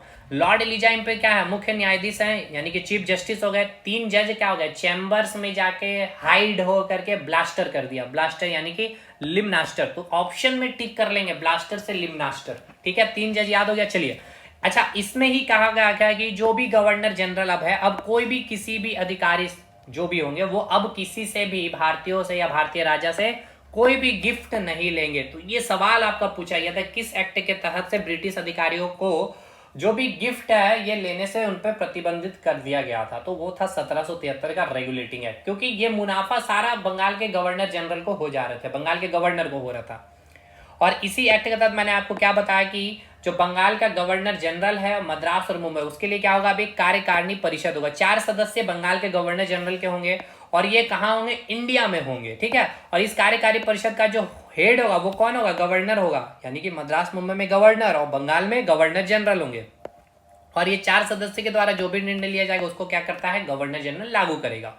ठीक है मेरे भाई। और यहाँ याद रखना, ये जो 4 लोगों की जो नियुक्ति कर रहा है इस कार्यकारिणी परिषद में, यानी कि मान के चलिए ये आपका गवर्नर जनरल है, ठीक है। इस गवर्नर जनरल का ये 4 कार्यकारिणी पर ये 4 सदस्य कौन चुन करके भेज रहा है, court of director. Court of director आपको पता है कंपनी के जो कोर्ट ऑफ प्रोप्राइटर से ही चुन करके बनते हैं, ठीक है। यहाँ तक चलिए अगला अब एक्ट के बारे में देखिए, उतना इंपॉर्टेंट नहीं है 1781 का सेटलमेंट, क्योंकि आप एनटीपीसी जैसे एग्जामिनेशन की तैयारी कर रहे हैं, तो इसको हटाते हुए चलिए आगे का एक्ट पे हम लोग पहले उसका ये बेस बनाते हैं, फिर हम लोग आगे बढ़ते हैं। देखिए 1773 का रेगुलेटिंग एक्ट याद हुआ कि नहीं भाई, पहले पॉइंट एक एक चीज को याद करिए। देखिए कोई भी चीज को पढ़ने से तक के सीमित मत रखिए, क्योंकि 10-12 दिन आपके पास समय है, क्वेश्चन डेफिनेटली आएंगे। बंगाल के गवर्नर को बंगाल का गवर्नर जनरल कहा जाने लगा, यानी कि बंगाल के गवर्नर का पावर बढ़ा दिया गया, गवर्नर जनरल कहा जाने लगा। मद्रास और मुंबई के गवर्नर अब इसके अधीन आ चुके थे। कार्यकारिणी परिषद का गठन किया गया, 4 कार्य सदस्य की कार्यकारिणी परिषद का गठन किया गया। अब ये कहाँ पे रहेंगे, भारत में रहेंगे। इनका चयन कौन करते थे भाई, कोर्ट ऑफ डायरेक्टर करते थे। और बोर्ड ऑफ डायरेक्टर का जो कार्यकाल था उसको क्या कर दिया गया, 1 वर्ष से बढ़ा करके 4 वर्ष कर दिया गया। 1774 में सुप्रीम कोर्ट की स्थापना की गई, कहाँ पे, कलकत्ता में। कौन बने थे मुख्य न्यायाधीश, लॉर्ड इलिजा इम्पे और 3 अदर जज। भाई क्या है, तीनों में लॉर्ड होगा, एक होगा छुप करके हाइड, चैम्बर में ब्लास्टर यानी कि लिमनास्टर। बस इतना पॉइंट आपको याद रखना है। अगला एक्ट क्या होगा, अब देखिए हुआ क्या प्रॉब्लम, इसको समझिएगा। देखिए ये जो बंगाल का गवर्नर है और ये जो मुंबई और मद्रास का गवर्नर, अब हुआ क्या कि ये सारी एक्ट आ चुकी है 1773 में, ठीक ठाक सिस्टम चल रही थी। लेकिन हुआ ये कि जो मुंबई का जो गवर्नर है और ये जो मद्रास का जो गवर्नर है ना, बंगाल के गवर्नर जनरल की बात मानने से मनाही करने लग गया, ठीक है, मतलब बात मानने नहीं लगा। तो अब इसके लिए अगला एक्ट लाया जाएगा, ठीक है, संसद में हर 10-10 साल में अभी एक अगला एक्ट आएगा। तो 1773 में आ चुका है, अब दूसरा जो एक्ट आएगा 1784 में, पिट्स इंडिया एक्ट, ठीक है। 1784 में आ रहा है आपका पिट्स इंडिया एक्ट। अब इसको समझिएगा, ठीक है, बढ़िया से। तो एक समस्या क्या किसके पास, गवर्नर जनरल। देखिए जो बंगाल का जो गवर्नर जनरल, इसके पास समस्या ये आने लग गया, ठीक है। ये बात कहाँ रख रहे भाई, कोर्ट ऑफ डायरेक्टर के पास रख रहे कि भाई मद्रास का, मुंबई का, मद्रास का जो गवर्नर है वो हमारी बात मान ही नहीं रहे, ये अपने क्षेत्र में अपने अकॉर्डिंग काम कर रहे हैं। तो अब ये बात कहाँ पहुंची, court of director. Court of director यानी कि कोर्ट ऑफ प्रोप्राइटर से फिर ये बात वहां के राजा यानी कि जो इंग्लैंड के संसद में बात गई। तो अब इसके लिए क्या किया जाएगा, एक एक्ट फिर से बनाया जाएगा संसद में, ठीक है। यानी ये एक्ट कहाँ बन रहा है, ये सब समझ में आ रहा है ना, ये एक्ट कहाँ बन रहा है, लंदन में, ठीक है, लंदन के संसद में। तो ये नाम क्या होगा अगला एक्ट का, 1784 का पिट्स इंडिया एक्ट। अब इसको समझिएगा ध्यानपूर्वक से, ठीक है। अब ध्यान से समझिएगा। देखिए अब क्या है, जो आपकी जो ईस्ट इंडिया जो कंपनी है, अब जो इसका अब तक जो कार्य था क्या था, ट्रेड करना, ठीक है, इसका कार्य क्या था भाई, व्यापार करना। लेकिन अब इसके 2 कार्य हो चुके हैं, एक तो आपका ट्रेड करना है, दूसरा राजनीतिक कार्य भी अब इनको करना है ना। जो बंगाल वाला जो क्षेत्र है वहां का जो गवर्नर जनरल है उनके क्या है भाई, अब 2 कार्य हैं। इनके लिए क्या किया गया, 1773 रेगुलेटिंग एक्ट में एक कार्यकारिणी परिषद बनाया गया, ठीक है। और इस कार्यकारिणी परिषद के अनुसार ही ये गवर्नर जनरल कोई भी कानून करेगा। और मद्रास और मुंबई का जो गवर्नर है वो इसके अधीन रह करके ही कोई कार्य करेगा, उसका भी अपना कार्यकारिणी परिषद है। लेकिन मद्रास और मुंबई का जो गवर्नर है इसकी बातें नहीं मान रहा था। देखिए नहीं मानने के पीछे का रीजन है, जो यहाँ का गवर्नर जनरल है, अच्छा इसको जो चुन करके भेज कौन रहा था, जो कोर्ट ऑफ डायरेक्टर है वो भेज रहा था, है ना। यानी कि सिंपल सी बात कहा जाए तो कोर्ट ऑफ प्रोप्राइटर। और इधर जो मद्रास और जो मुंबई का जो गवर्नर है वो इनके बात नहीं मानने लगे। इसके पीछे का रीजन ये था कि जो भ्रष्टाचार जो कंपनी में थी, यानी खास करके बंगाल के गवर्नर जो भ्रष्टाचार कर रही थी उसको समाप्त करने के लिए 1773 का जो रेगुलेटिंग एक्ट लाया गया, जिसके अधीन एक कार्यकारिणी परिषद का गठन किया गया। उसके बावजूद भी यहाँ ये देखा गया कि ये जो गवर्नर जनरल है मिल करके, यानी कि ये कोर्ट ऑफ डायरेक्टर और ये कोर्ट ऑफ प्रोप्राइटर, यहाँ पे भ्रष्टाचार बहुत अधिक तक है, कुछ लिमिटेशन हुई है लेकिन ये भ्रष्टाचार समाप्त नहीं हुई है, ठीक है। और इसी कारण जो मद्रास का गवर्नर है और जो मुंबई का गवर्नर है वो इनका बात मानने से इनकार कर दिया, ठीक। और ये सारी की सारी जो प्रॉफिट, ठीक है, जो क्योंकि देखिए इनका कार्य था ट्रेड करना, लेकिन राजनीतिक कार्य अभी तक जो इंग्लैंड के जो राजा हैं इनसे करवा रहे हैं और इनको ही कह रहे हैं कि अपने हिसाब से कानून बनाइए। तो भाई जो आम लोग जो थे भारत के, उनके जीवन में बहुत अधिक हस्तक्षेप करने लगे, ठीक है। एक तरह से इनके ऊपर तानाशाही, निरंकुशता जैसी इनके ऊपर कोई भी टैक्स लगा दे रहे, कर लगा दे रहे, नियम बना दे रहे हैं और टैक्स की वसूली कर रहे हैं। और इस प्रकार से राजा जो है इंग्लैंड के, ये जब देख रहे हैं तो ये देख रहे हैं कि भाई अगर यही चीजें इस प्रकार से चलती रहे तो जो जो ईस्ट इंडिया जो कंपनी है ये क्या होगा, अपने हाथ से बहुत ही अनकंट्रोल हो जाएगी। मतलब वहां का जो कोर्ट ऑफ डायरेक्टर है और जो कोर्ट ऑफ प्रोप्राइटर है फुल पावरफुल हो जाएगी। और जब फुल पावरफुल में अगर आ जाएगी, अगर भारत के अकॉर्डिंग ट्रेड और राजनीतिक क्षेत्र में, तो ये तो फिर हमारा बात ही नहीं मानेगी। और हमारा बात मानेगी नहीं भाई तो ये स्वतंत्र पूर्वक कोई भी नियम, कोई भी कानून बना करके कार्य करेगी। इसीलिए इस एक्ट में सबसे पहला निर्णय, यानी राजा ने यह निर्णय लिया, यानी कि उसको संसद में रखा गया, संसद के दोनों सदनों में पारित किया गया। और इस एक्ट में पहला बात यह रखा गया कि पहली बार जो ईस्ट इंडिया कंपनी है, ठीक है, इसका जो ट्रेड है और इसकी जो राजनीतिक कार्य है इसको क्या किया गया, अलग किया गया, ठीक है। ईस्ट इंडिया कंपनी को कहा गया कि भाई आप जो ट्रेड कर रहे हैं, जिस प्रकार से कर रहे हैं, आपकी जो कार्यकारिणी परिषद है, आप उसके लिए स्वतंत्र हैं, आपको एक अधिकार इसी के लिए दिया गया था, आप वैसे ही ट्रेड करिए, आपको जैसे नियम बनाना है वैसे नियम बना करके आप ट्रेड करेंगे। लेकिन अब जो आप राजनीतिक कार्य करेंगे तो आप ही, यानी ईस्ट इंडिया कंपनी ही करेंगे। लेकिन अब ये करेंगे कैसे, इसके लिए लंदन में एक बोर्ड ऑफ कंट्रोल बनेगा, ठीक है। क्या बनेगा, बोर्ड ऑफ कंट्रोल बनेगा 6 सदस्य की, ठीक है। और ये 6 सदस्य को कौन चुनेगा, राजा, यानी कि ब्रिटेन के संसद से चुन करके यहां पर भेजे जाएंगे 6 सदस्य को। इसका काम क्या होगा कि भारत में कैसे शासन, यानी कि राजनीतिक कार्य करनी है, वो कानून बना करके भेजेंगे। और उसको इंप्लीमेंट कौन करेगा, जो ईस्ट इंडिया कंपनी, यानी कि गवर्नर जनरल, बंगाल का जो गवर्नर जनरल है। समझिए मेरे भाई, ट्रेड का कार्य ईस्ट इंडिया कंपनी को कहा गया कि आपके पास एक अधिकार है, मोनोपोली है, आपकी कार्यकारिणी परिषद है 4 सदस्य की टीम की, उसके अनुसार आप अपना कानून बनाइए और क्या करिए भाई, ट्रेड करिए, सामान बेचिए। लेकिन जो राजनीतिक कार्य अभी तक आप कर रहे थे इसी कार्यकारिणी परिषद के अकॉर्डिंग नियम बना करके, अब आप राजनीतिक कार्य कैसे करेंगे तो आपसे ही हम करवाएंगे, है ना। हम नहीं जा रहे हैं, हमारी कोई टीम नहीं जा रही, आप ही करेंगे, ईस्ट इंडिया कंपनी यही करेगी, यानी बंगाल का गवर्नर जनरल ही करेगा। लेकिन अब इसके लिए लंदन में एक बनाया गया बोर्ड ऑफ कंट्रोल, यानी कि नियंत्रक मंडल, 6 सदस्य। और ये 6 सदस्य कौन चुन के भेजेगा, राजा, यानी कि संसद से, इंग्लैंड की संसद भेजेंगे। और ये कानून बनाएंगे कैसे राजनीतिक व्यवस्था चलानी है भारत में, बंगाल क्षेत्र में, उसके अधीन आपको गवर्नर जनरल को कार्य करना। और साथ के साथ इस एक्ट में यह भी कहा गया कि ये जो 4 कार्यकारिणी परिषद में जो सदस्य थे व्यापार के लिए, अब ये चारों की नियुक्ति जो कोर्ट ऑफ डायरेक्टर करता था, अब कोर्ट ऑफ डायरेक्टर नहीं करेगा बल्कि राजा के आदेश से ही, यानी कि संसद, लंदन में जो संसद है वो चुन करके यहां पर इनको भेजेगी। और इस एक्ट में यह बात कहा गया कि अगर बंगाल का जो गवर्नर जनरल, अगर उनकी बात मद्रास के गवर्नर या फिर मुंबई के गवर्नर अगर नहीं मानते हैं तो आप इसकी जानकारी बोर्ड ऑफ कंट्रोल कर दीजिए। बोर्ड ऑफ कंट्रोल वहां के गवर्नर को क्या करेंगे, बर्खास्त करेंगे, इस्तीफा कर देंगे, उन दिलवा करके नई नियुक्ति यहां पर करवाएंगे। देखिए समझ में आया, पिट्स इंडिया एक्ट, थोड़ा समझना होगा पिट्स इंडिया एक्ट को। देखिए पिट्स इंडिया एक्ट के माध्यम से क्या देखा गया, देखिए हुआ ये था कि 1773 रेगुलेटिंग एक्ट में मेन जो ऑब्जेक्टिव था कि जो कंपनी में भ्रष्टाचार थी उसको समाप्त करना। लेकिन हुआ यहाँ पे भ्रष्टाचार करने की जो कार्यकारिणी परिषद का गठन किया, 4 सदस्य टीम थी, यहाँ पे गवर्नर जनरल बनाया गया और इसको नियुक्ति करना किसको था, कोर्ट ऑफ डायरेक्टर। लेकिन यहाँ पे वो भ्रष्टाचार समाप्त नहीं हुई, ठीक है। और अब इनके पास कार्य क्या है, ट्रेड करना और राजनीतिक व्यवस्था, यानी राजनीतिक कार्य भी। तो भारतीयों के मामले में हस्तक्षेप कर रहे हैं, किसी को भी राजा बना रहे हैं, और जिस तरह से टैक्स की वसूली कर रहा है, मतलब कि एक प्रकार से देखा यह जा रहा था कि जो यहाँ के जो डायरेक्टर हैं, कोर्ट ऑफ डायरेक्टर या कोर्ट ऑफ प्रोप्राइटर, बहुत ही पावरफुल ना हो जाए, ऐसा राजा को लग रहा है इंग्लैंड के। तो फिर ये हमारी बात ही नहीं बनेगी। इसीलिए कहा गया कि ट्रेड का जो कार्य है यानी व्यापारिक और राजनीतिक कार्य को क्या किया गया, अलग किया गया इस एक्ट के तहत से।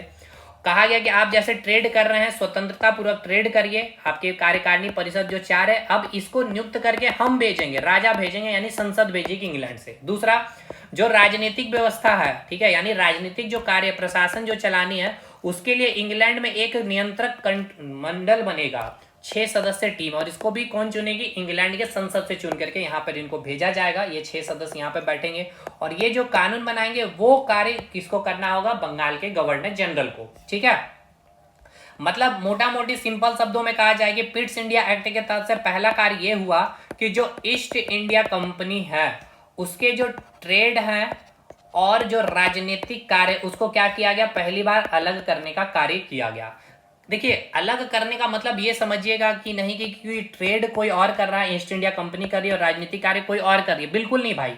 ईस्ट इंडिया कंपनी ही ट्रेड कर रही है और ईस्ट इंडिया कंपनी ही राजनीतिक कार्य भी कर रहे हैं भारत में, लेकिन तरीका बस ये हो गया कि ट्रेड आपको एक अधिकार है लेकिन राजनीतिक कार्य कैसे आप करेंगे। अब इसके लिए एक बोर्ड ऑफ कंट्रोल है इंग्लैंड में 6 सदस्य, अब ये जो कानून बनाएंगे उसके अधीन बस उस कानून को आपको इंप्लीमेंट करना। आप अपने अकॉर्डिंग जो अभी तक कर रहे थे 1773 रेगुलेटिंग एक्ट के बाद दोनों कार्य, वैसे आपको नहीं करना। और इस ट्रेड में भी आपके पास जो कार्यकारिणी परिषद में जो 4 लोग आते थे ना, उस 4 लोगों की भी नियुक्ति क्या होंगे भाई, हम करेंगे। लेकिन यहाँ पे बंगाल के गवर्नर जनरल जो कहें राजा से या इंग्लैंड की संसद से कि भाई ये 4 सदस्य जो है ना हमें कोई कार्य करने नहीं देती, इसीलिए इनको क्या किया गया, बंगाल के गवर्नर को एक पावर दिया गया कि जो 4 सदस्य हैं, इसका डिमांड ही था गवर्नर जनरल की 4 से 3 सदस्य कर दीजिए, ठीक है, ताकि हमें कोई भी कार्य करने में थोड़ी आसानी होगी। इसलिए इनके पावर को थोड़ा बढ़ाया भी गया ट्रेड के रिलेशन में, समझिएगा, ट्रेड के लिए इनके गवर्नर जनरल जो बंगाल के, उनका पावर को थोड़ा बढ़ाया गया इस एक्ट के माध्यम से, और राजनीतिक कार्य को पूरी तरह से अलग कर दिया गया, बोर्ड ऑफ कंट्रोल का गठन किया गया। तो देखिए यहाँ पे एक और बोर्ड आ गया है, अगर मैं यहाँ पे आपको दिखाऊं तो देखिए यहाँ पे अब एक आ गया है बोर्ड ऑफ कंट्रोल, ठीक है, board of control, board of control यानी कि नियंत्रक मंडल, समझ में आ रहा है। अब ये नियंत्रक मंडल का कार्य क्या है मेरे भाई, राजनीतिक कार्य को देखना, ठीक है, राजनीतिक कार्य को देखना, 6 सदस्य टीम होगी है, ठीक है, बोर्ड ऑफ कंट्रोल। चलिए भाई, तो चलिए अगला और क्या क्या क्या क्या कार्य हुआ इसको भी देख लीजिएगा। अगला कार्य ये हुआ कि बंगाल के गवर्नर जनरल की बात अगर मद्रास और मुंबई के गवर्नर नहीं मानेंगे तो क्या कर दिया जाएगा, उनको भाई वहां से बर्खास्त किया जाएगा। आप उसकी सूचना बस बोर्ड ऑफ कंट्रोल को दीजिए, वो उनको वहां से बर्खास्त करके नए बंगाल मुंबई और मद्रास के गवर्नर की नियुक्ति कर दी जाएगी। साथ के साथ कहा गया कि 4 सदस्य जो है कार्यकारिणी परिषद में उसको घटा के 3 कर दिया गया, बंगाल के गवर्नर जनरल की पावर को थोड़ा सा बढ़ा दिया गया, ठीक है। तो अब यहां तक चीजें हैं, और साथ के साथ जस्ट इसके 2 साल बाद एक और संशोधन किया गया इसी एक्ट में, ठीक है, 1784 के बाद पिट्स इंडिया एक्ट के बाद 2 साल में इसमें एक्ट संशोधन किया गया। 1786 में कहा गया कि जो बंगाल का जो गवर्नर जनरल है भाई साहब, इसके पावर को थोड़ा और बढ़ाया गया। कहा गया कि इसको अब जो है अध्यादेश जारी करने की शक्ति है, क्योंकि मान लीजिए जो ये ट्रेड से रिलेटेड जो इनके 3 अधिकारी है कार्यकारिणी परिषद में और ये बंगाल का गवर्नर जनरल है, तो ये जो चाह रहा था ये कुछ करने दे नहीं रहा। मान लीजिए कभी ये चाह रहा था कि ऐसा ट्रेड हो, लेकिन अब ये इस पे यहाँ पे बहुमत मिल नहीं रहा, 2 लोग बहुमत एक साथ हो जा रहे, इसके अगेंस्ट हो जा रहे हैं, तो इसीलिए अगर मान लीजिए बहुत नीड है ऐसी कानून बनाने के लिए, तो इसलिए इसको अध्यादेश जारी करने की शक्ति दे दी गई थी 1786 के संशोधन एक्ट के तहत, ठीक है, इसी एक्ट में संशोधन किया गया था। तो इस समय कौन है, ये मांग किसने की थी अध्यादेश जारी करने की, उस समय बंगाल का गवर्नर था लॉर्ड कॉर्नवालिस, ठीक है। ये सब सवाल पूछा गया मेरे भाई, बहुत अच्छे डेप्थ में जाकर के चीजों को करवा रहा हूं, ठीक है। अब देखिए, अब यहां से आपको क्या समझ में आया, यानी अब यहां से आपको यह समझ में आया कि जो ईस्ट इंडिया जो कंपनी है, ठीक है, इनका क्या है भाई, इनके पास जो मेन इनका जो काम था क्या, ट्रेड करना। लेकिन 1773 से आपने देखा कि अब क्या हो चुका है, मतलब इलाहाबाद संधि के बाद अब इसको ट्रेड के साथ साथ इसको राजनीतिक कार्य भी इनके हाथ में आ चुके थे। लेकिन अब 1784 का पिट्स इंडिया एक्ट में आपने देख लिया कि अब इसके पास क्या है, ट्रेड को अलग कर दिया गया और राजनीतिक कार्य को अलग कर दिया गया, ठीक है। ट्रेड करिए आप खुद से, आपके पास जो 4 सदस्य से आपको 3 कार्यकारिणी परिषद कर दिए गए हैं और गवर्नर जनरल करिए, और राजनीतिक कार्य के लिए क्या कर दिया गया है, बोर्ड ऑफ कंट्रोल की गठन कर दी गई, ठीक है, 6 सदस्य, और ये कहां से चुन के आएंगे, राजा चुन करके भेजेंगे, यानी कि संसद, मतलब राजा का आदेश होगा वैसा आप राजनीतिक कार्य करेंगे, समझिए, राजा का आदेश होगा, ठीक। और राजा का आदेश से ही यहाँ पे चुन करके ये 3 लोग भी बैठेंगे, मतलब राजा का आदेश अब यहाँ से चलेगा। तो राजा का जो आदेश होगा, ठीक है, राजा का आदेश जो होता है उसको हमने क्या कहा भाई, चार्टर कहेंगे। तो अब जो होगा राजा का आदेश आएगा, ठीक है, राजा का आदेश के रूप में अब हम लोग अगला एक्ट को देखेंगे। इसलिए अब हम लोग जो पढ़ेंगे 1793 का चार्टर एक्ट, ठीक है, 1813 का चार्टर एक्ट, फिर 1833 का चार्टर एक्ट, फिर 1853 का चार्टर एक्ट, ठीक है। तो ये कंसेप्ट समझ में आया, charter act, charter act, charter act, charter act. अभी आपने पढ़ा 1773 का रेगुलेटिंग एक्ट, फिर आपने पढ़ा 1784 का पिट्स इंडिया एक्ट। अचानक से चार्टर में कैसे आ चुके, क्योंकि अब जो है ना इस राजा के आदेश से अब कंपनी क्या करेगी, ट्रेड राजनीतिक कार्य करेगी, और इसी राजा के आदेश से इस कार्यकारिणी परिषद में भी वो 3 व्यक्ति यानी कि वो जो 3 सदस्य बैठेंगे और उसके आधार पर ही गवर्नर जनरल कोई भी कार्य करेगा, यानी कि ट्रेड करेगा। ट्रेड पे इनको मोनोपोली है अभी, ठीक है, लेकिन इनके कार्य को अलग किया गया। चलिए पहले नोट्स में पढ़ लेते पिट्स इंडिया एक्ट के बारे में, तो और भी अच्छे से चीजें क्लियर हो जाएगी। एक बार 1781 का सेटलमेंट यानी कि संशोधनात्मक अधिनियम देख लीजिए क्या लिखा गया है, वैसा अगर पूछ लिया जाए तो देखिए क्या हुआ, समझ में सब आएगा। देखिए 1773 के रेगुलेटिंग में सुधार के लिए, यानी कि जो 1773 का जो एक्ट आया, जैसे कि अभी मैंने आपको क्या बताया, देखिए अभी मैंने आपको क्या बताया था कि 1784 का जो पिट्स इंडिया एक्ट आया था साहब, देखिए उसमें क्या किया गया, संशोधन किया गया था, ठीक है। तो 1784 का पिट्स इंडिया एक्ट में 2 साल के बाद संशोधन करके जो बंगाल का जो गवर्नर उसको क्या कर दिया गया, उसकी पावर को बढ़ाया गया, क्या दिया गया उनको, अध्यादेश जारी करने की शक्ति दी। अध्यादेश जारी करने की शक्ति मतलब खुद चाहे अगर ऐसी स्थिति है तो वैसे कानून बना सकता है, ठीक है। बाकी अध्यादेश क्या होता है वो पॉलिटी में हमने आपको पढ़ा दिया। चलिए आगे बढ़े। तो यही है, यहाँ लिखा गया कि 1773 में जो रेगुलेटिंग एक्ट आया था उसमें सुधार के लिए ये एक्ट लाया गया था 1781 में, ठीक है। क्योंकि देखिए ये एक्ट आया कब था, 1773 में। ये एक्ट आया था 10 साल के लिए। अगला जो एक्ट आता 1783 तक ये कानून चलता, अगला एक्ट आता 10 साल के बाद 1784 जो आपने पढ़ा पिट्स इंडिया एक्ट, उससे पहले ही एक संशोधनात्मक एक्ट लाया गया, ठीक है। इस एक्ट को, इस संशोधन क्या किया गया 1773 में, इसमें यह कहा गया कि जो बंगाल के गवर्नर जनरल को बिहार और उड़ीसा के लिए कानून बनाने का अधिकार दे दिया गया था, ठीक है। थोड़ा सा पावर और बढ़ा दिया गया था कि जो बिहार क्षेत्र है, उड़ीसा, हालांकि बंगाल के अधीन ही ये सारे क्षेत्र, उसमें आपको अधिकार दे दिया गया है कानून बनाने का।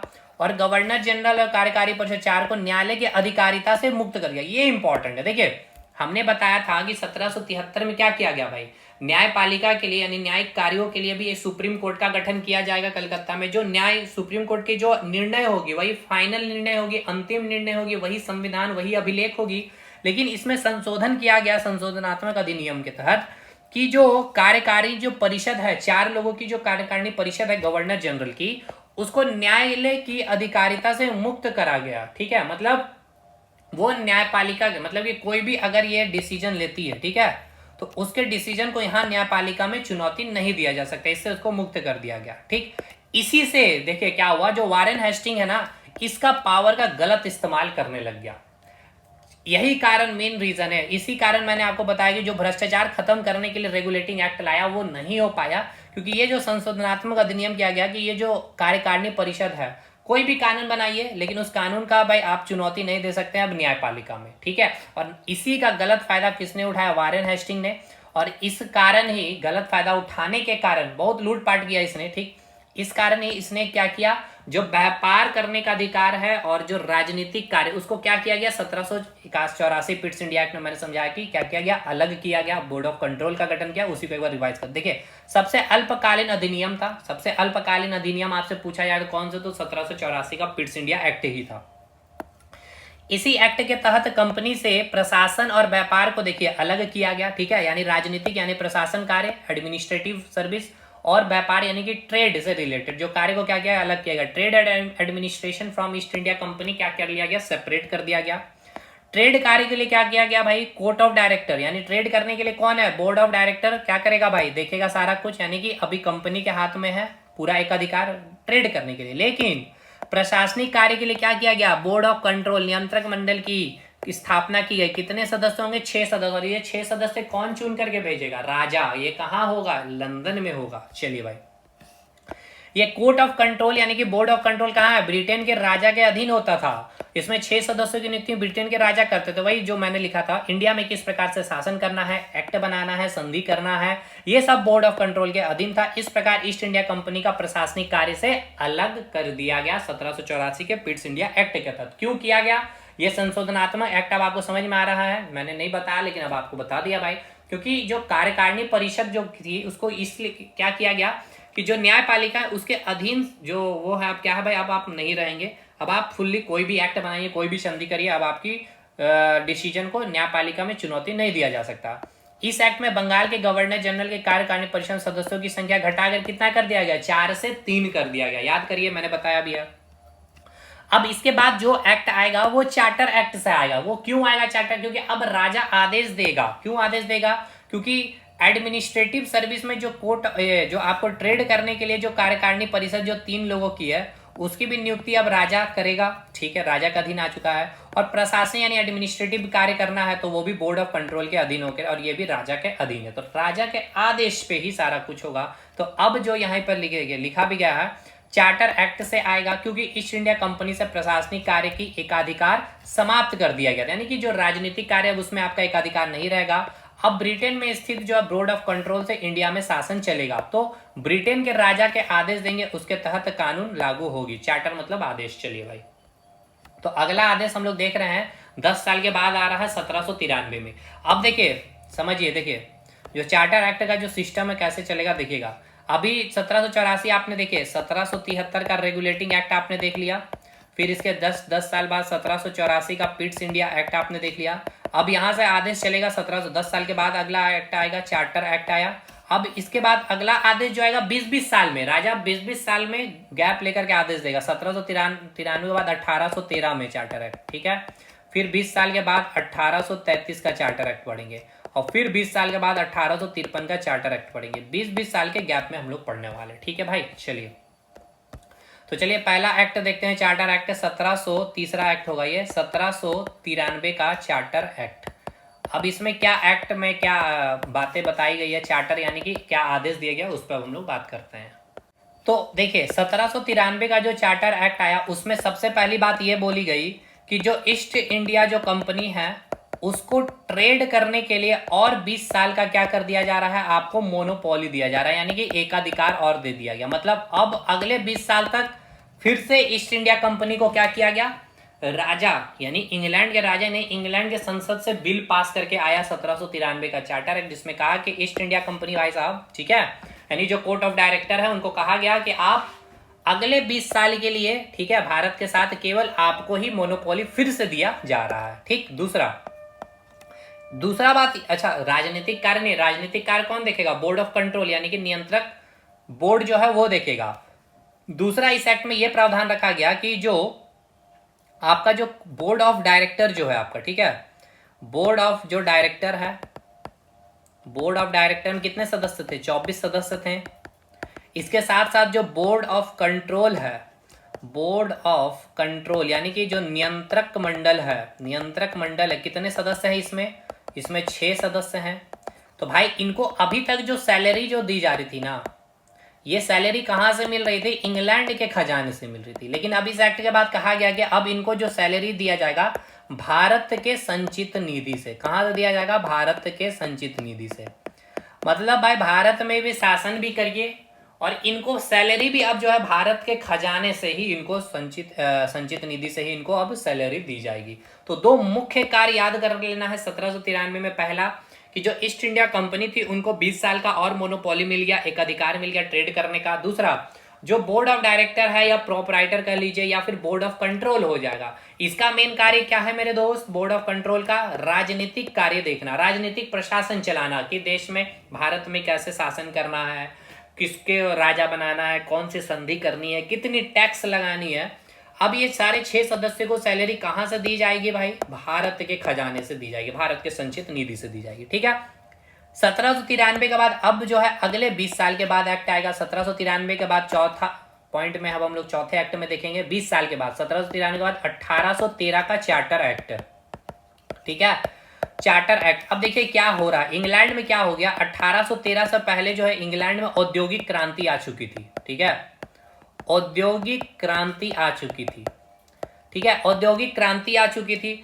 अब इस औद्योगिक क्रांति के कारण वहां के जो बिजनेसमैन है, ठीक है, राजा के ऊपर भाई दबाव डाल रहे हैं, क्योंकि राजा यानी कि संसद के ऊपर दबाव डाल रहा है, क्योंकि संसद में जो चुन करके भेजे हैं वहां के एमपी को, कौन भेजे हैं भाई, वहां के इंग्लैंड के निवासी, इंग्लैंड के बिजनेसमैन लोग में पार्टिसिपेट, आपको यहाँ पे दबाव दिया जा रहा है कि ये जो मोनोपोली जो सिस्टम आपने बना रखा है ईस्ट इंडिया कंपनी के साथ, कि भारत के साथ केवल यही ट्रेड कर सकता है, भारत जाके केवल यही सामान बेच सकता है, इस चीज को, इस मोनोपोली को समाप्त करिए। और इंग्लैंड के क्योंकि अब इंग्लैंड में 1813 से पहले ही औद्योगिक क्रांति आ चुकी थी, तो इंग्लैंड के सारे बिजनेसमैन को, जितनी भी कंपनियां, उनको भारत के साथ ट्रेड करने का अधिकार मिलना चाहिए, ऐसे ही दबाव वहां पे बन रही है।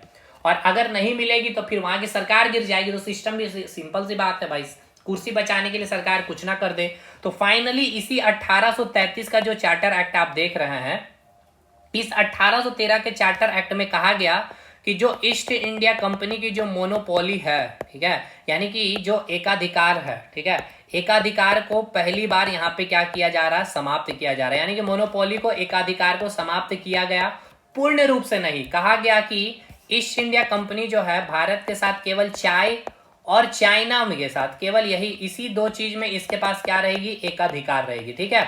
बाकी इंग्लैंड का कोई भी निवासी भारत के साथ क्या कर सकता है, ट्रेड कर सकता है। तो आपसे अगर पूछ लिया जाए किस चार्टर एक्ट के तहत या किस एक्ट के तहत जो ईस्ट इंडिया कंपनी की एकाधिकार समाप्त की गई, तो क्या बोलेंगे, 1833 का चार्टर एक्ट। अगर पूर्ण रूप से समाप्त किया गया शब्द पूछ लिया जाए तो पूर्ण रूप से नहीं था, अभी चाय और चाइना के साथ केवल ईस्ट इंडिया कंपनी ही व्यापार कर सकती थी, ठीक है। इसी एक्ट में जो ईसाई मिशनरी जो थे, ठीक है, यानी कि ईसाई मिशनरी का कार्य क्या है भाई, ईसाई धर्म का प्रचार प्रसार करना, अपने ईसाई धर्म की खूबियों को बताना, आपको क्यों ईसाई धर्म को एक्सेप्ट करनी चाहिए। अब इनको क्या किया गया, भारत भेजने की, यानी इनको अब परमिशन मिल गया कि जाइए भारत, ठीक है, और भारत में ईसाई धर्म का प्रचार प्रसार करने का। तो पूछा जाता है किस एक्ट के तहत ईसाई मिशनरियां भारत आए थे प्रचार प्रसार करने के लिए। और इसी एक्ट के तहत पहली बार, ठीक है, 1 लाख रुपए, ठीक है, खर्च करने का, कहां पे, भारत में खर्च किया जाएगा, किस सेक्टर में, शिक्षा के सेक्टर में खर्च करने का प्रावधान रखा गया। जैसे कि स्टार्टिंग में मदरसे में खर्च हुए हैं, उसके बाद संस्कृति शिक्षा में खर्च हुए हैं, लेकिन इसके बाद जब लॉर्ड मैकाले आए तो लॉर्ड मैकाले ने अंग्रेजी शिक्षा में इस 1 लाख रुपए का खर्च करने का एक आयोग के तहत ये क्या कर, देखिए अब कैसे खर्च होगा, एक आयोग भी बनाते थे ये, और उस पर खर्च, उसके अकॉर्डिंग भारत में 1 लाख रुपए। तो पूछा जाएगा कि भारत में शिक्षा के क्षेत्र में किस एक्ट के माध्यम से कितना 1 लाख रुपए खर्च करने का प्रावधान किया गया था।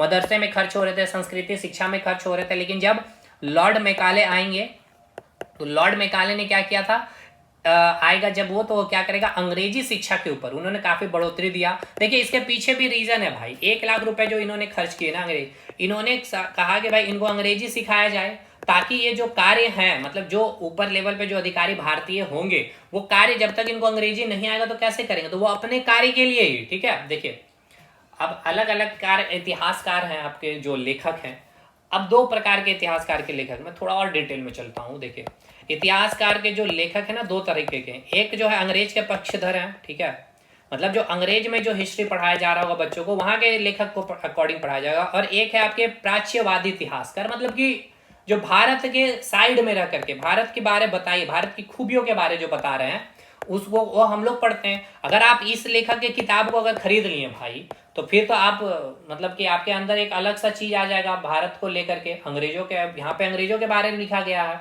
अंग्रेज यहाँ किताब में ये लिख रहे हैं कि भारतीयों को पढ़ाई की, मतलब कि इतने, मतलब ये लोग थे, मतलब एजुकेशन सिस्टम यहाँ पे इतनी खराब थी, तो वहां पे हम लोगों ने 1 लाख रुपए सालाना प्रावधान रखा गया कि वहां पे शिक्षा व्यवस्था में खर्च की जाएगी। उनको अंग्रेजी की शब्द की ये तक की कुछ चीजों की जानकारी नहीं थी, तो हमने उनके अंग्रेजी सिस्टम को सुधार किया। अब यहाँ भारतीय लेखक क्या लिख रहे हैं कि अंग्रेज ने अपने कार्य को कराने के लिए हमारे ऊपर 1 लाख रुपए का खर्च किया शिक्षा के क्षेत्र में, ताकि हम अंग्रेजी सीख सके और उनके कार्यों को कर सके। तो डिपेंड करता है कि आप कौन सी किताब, तो मार्केट में जाके किताब खरीद लेने से नहीं होता, पहले पता होना चाहिए कि आपको अपने अंदर क्या जानकारी लेनी है, अंग्रेजों के बारे या भारतीयों के। खैर ये सारी चीजें जब आप यूपीएससी जीपीएससी बीपीएससी के लिए करते हैं, उन सारी क्लासेस में मैं स्टार्टिंग इतिहास यहीं से करता हूँ कि भाई किताब कौन सी पढ़नी चाहिए आपको। चलिए आगे बढ़े, यहाँ तक चीजें ठीक है, इतना कार्य समझ में आ गया। चलिए अब इसको एक बार नोट्स में पहले रिवाइज कर लेते हैं हम लोग। 1793 का चार्टर एक्ट, ठीक है, तो चलिए यहाँ से चार्टर एक्ट स्टार्ट है। अब हर 20-20 साल में आपको चार्टर एक्ट आएगा। तो 1773 के रेगुलेटिंग एक्ट के तहत ईस्ट इंडिया कंपनी को 20 वर्षों तक का क्या था, व्यापार करने का अधिकार था। 1793 में ये अधिकार मिला था ना जी, 20 वर्षों तक एक अधिकार मिल गया था। तो अब इसी एक्ट में आया कि अब भैया और 20 साल आप रहेंगे, तो अब यहाँ 20 साल तक अब इसको अधिकार मिल गया फिर से ट्रेड करने के लिए, ना कि राजनीतिक शासन देखने के लिए, ठीक है। इस एक्ट के तहत ईस्ट इंडिया कंपनी के व्यापारिक अधिकार को और 20 वर्षों के लिए बढ़ा दिया गया। चलिए भाई, इसी एक्ट के तहत बोर्ड ऑफ कंट्रोल के 6 सदस्यों का वेतन जो है भारतीय राजस्व दिए जाने लगे। 21 अप्रैल 17, ये सब तो फैक्चुअल चीजें आपको पता होना चाहिए। फादर ऑफ आईसीएस कौन है, लॉर्ड कॉर्नवालिस। चलिए 1813 का चार्टर एक्ट में जो अभी मैंने बताया, इस एक्ट के तहत भारत में ईसाई मिशनरियों का क्या हुआ, आगमन हुआ। ईसाई धर्म का प्रचार प्रसार, धर्म परिवर्तन कराया गया। बहुत सारे भारतीयों को ईसाई धर्म में परिवर्तित कर दिया गया। ईस्ट इंडिया कंपनी की जो ट्रेड की जो मोनोपोली को समाप्त किया गया। केवल चाय और चीन के साथ कौन गया भाई, अभी एक अधिकार रह गया ईस्ट इंडिया कंपनी का। और इसी एक्ट के तहत भारतीय शिक्षा के विकास के लिए 1 लाख रुपए प्रतिवर्ष आवंटित या फिर प्रावधान किया गया। ठीक है यहाँ तक। चलिए अगला अब चार्टर एक्ट हम लोग देखेंगे। अगला अब हम लोग चार्टर एक्ट कब देखेंगे, 1793 में हो गया। अब इसके जस्ट 20 साल बाद 1813 में आपका आ गया चार्टर एक्ट। इसके 20 साल के बाद 1833 का चार्टर एक्ट अब हम लोग देखने वाले, ठीक है ना। 5वां एक्ट है ना, 1833 का चार्टर एक्ट। ध्यान से समझिएगा, 1833 का चार्टर एक्ट। और इसके बाद एक और अंतिम एक्ट आएगा चार्टर एक्ट, जो होगा आपका 1853 का चार्टर एक्ट। देखिए 1833 का चार्टर एक्ट जो आया, इसमें सबसे पहला जो काम किया गया, जो ईस्ट इंडिया कंपनी के पास जो मोनोपोली था चाय और चाइना के लिए ट्रेड करने का, इसको भी समाप्त कर दिया गया। मतलब पूर्ण रूप से अगर आपसे पूछ लिया जाए, पूर्ण रूप से जो ट्रेड यानी व्यापार करने का जो एकाधिकार था वो समाप्त किस एक्ट में हुआ, 1833 में। एकाधिकार कब समाप्त किया गया, तो 1813 के चार्टर एक्ट में। पूर्ण रूप से 1833 के चार्टर में पहला कार्य, ठीक है। देखिए अब हो क्या गया कि जो भारत का जो गवर्नर जनरल है, सॉरी बिल्कुल भारत के जो गवर्नर जनरल है, माफ करिएगा भारत के बोल रहा हूं, बंगाल के जो गवर्नर जनरल है, इसने अपना क्षेत्र काफी अधिक विस्तार कर चुका था भारत में। इसीलिए जो अब बंगाल का गवर्नर जनरल जो था, ठीक है, इसको इस एक्ट के तहत में क्या कहा गया कि भाई अब आप बंगाल के गवर्नर जनरल नहीं, बल्कि अब आप कहे जाएंगे भारत का गवर्नर जनरल। तो पूछा जाता है किस एक्ट के तहत बंगाल का गवर्नर जनरल को भारत का गवर्नर जनरल बनाया गया। क्यों बनाया गया, समझ में आ रहा कि नहीं, क्योंकि अब तक यानी 1833 आते आते ना भारत में बहुत अधिक क्षेत्रों में इनका ईस्ट इंडिया कंपनी का राजनीतिक क्षेत्र में विस्तार हो चुका था। इसलिए अब बंगाल का गवर्नर जनरल कहना अच्छा नहीं था, उनको कहा जाने लगा भारत का गवर्नर जनरल। और रही बात जब भारत का गवर्नर जनरल, और इधर आपका मुंबई में एक गवर्नर है, मद्रास में एक गवर्नर, उसका अपना कार्यकारिणी परिषद, इसका अपना कार्यकारिणी परिषद, ये कानून बना रहा है और ये कानून बना रहा है, यहाँ पे लागू किया जा रहा है मुंबई और मद्रास में। और यहाँ पे बोल रहे भाई भारत का गवर्नर जनरल है, और यहाँ पे फिर ये क्या कर रहे हैं। इसीलिए बोला गया कि इसी एक्ट के तहत केंद्रीकृत प्रशासन की शुरुआत की गई। समझिएगा इसका मतलब क्या है, केंद्रीकृत प्रशासन की शुरुआत की गई। केंद्रीकृत प्रशासन का मतलब ये था कि जो मद्रास का जो गवर्नर है भाई, अब इसको हटाया गया। मुंबई का जो गवर्नर उसको हटाएगा। अब ये कानून नहीं बनाएंगे। अब कानून कौन बनाएगा, जो भारत का गवर्नर जनरल है, वो पूरा भारत के लिए अब कानून बना रहा है, यानी पूरे मुंबई मद्रास ये सारे लोगों के लिए कानून बनाएगा। भारत के लिए बजट लाएगा, कितना बजट लाना है, किस क्षेत्र में कितना खर्च करना है। अगर नहीं समझ में आ रहा तो उसको आयोग बनाने के भी अधिकार इस एक्ट में दिया गया। ठीक है, समझ में आया। तो केंद्रीकृत प्रशासन मतलब अब केंद्र में, यानी अब कोई मुंबई में मद्रास में कोई गवर्नर वगैरह नहीं होगा, उसको कोई कार्यकारिणी परिषद नहीं होगा, इस एक्ट के तहत कहा गया। ठीक है, तो भारत का गवर्नर जनरल की अब क्या होंगे भाई, मेन मुखिया अब बना दिए गए। ठीक है, तो क्या दो इंपॉर्टेंट, अच्छा एक और कार्य इसमें हुआ इस एक्ट के तहत, जो दास प्रथा थी उस इस एक्ट के तहत इसको क्या कहा गया, असंवैधानिक। लेकिन इसको खत्म कब किया गया, ठीक है याद रखिएगा, इसका अंत कब हुआ, 1894 में, माफ करिएगा 1843 में किया गया था ना जी। हाँ 1810 साल के बाद 1833 में ये एक्ट आया आपका, 1843 के बाद। ठीक है, 1843 में इस दास प्रथा को अंत किया गया। दास प्रथा का अंत किया गया किसके द्वारा, एलन बरो के द्वारा। नाम याद रखिएगा, पूछा जाएगा। देखिए दास प्रथा एक गलत है, गलत नियम है, असंवैधानिक। किस एक्ट के तहत बताया गया, 1833 के चार्टर एक्ट के तहत। ये अंत कब इसका हुआ, 1843 में। ठीक है, एलन बरो के द्वारा। तो क्या क्या मैंने बताया, देखिए एक तो पहला पूरा रूप से एकाधिकार, पूर्ण रूप से एकाधिकार ट्रेड करने का ईस्ट इंडिया कंपनी का ये समाप्त हो चुका था 1833 का चार्टर एक्ट तक। मतलब अब इंग्लैंड का कोई भी कंपनी, कोई भी नागरिक भारत के साथ कोई भी क्षेत्र में जाके क्या कर सकता है, ट्रेड कर सकता है। चाय के साथ में भी, चाइना के साथ भी अब ट्रेड कर सकता है। अब कोई मोनोपोली ईस्ट इंडिया कंपनी के पास नहीं रह चुकी है। अब ईस्ट इंडिया कंपनी को कहा, अब मेनली अब इसको क्या किया जाना, अब इसको धीरे धीरे फोकस कराया जाएगा शासन करने के लिए, ठीक है, देखते चलिएगा। अब ये कहा गया कि अब जो बंगाल का गवर्नर जनरल, भाई अब आप बंगाल के गवर्नर जनरल नहीं बल्कि भारत के गवर्नर जनरल कहे जाएंगे। और जो मद्रास मुंबई के गवर्नर है उसके कार्यकारिणी परिषद को हटाया गया। ये अब कोई कानून नहीं बनाएंगे, अब ये कानून बनाएंगे पूरे भारत के लिए। भारत के लिए बजट तैयार करेंगे, किस क्षेत्र में कितना खर्च करना है, नहीं समझ में आ रहा, आयोग का गठन करना, ये सब इसको पावर दे दिया गया। और इसी एक्ट के तहत दास प्रथा को असंवैधानिक ठहराया गया और 1843 में इसका अंत हुआ एलन बरो के द्वारा। अब जस्ट इसके 20 साल के बाद अगला एक्ट आएगा 1833 के बाद 20 साल क्या होगा 1853 में, ठीक है। तो चलिए अगला एक्ट देखते हैं 1853 का charter act.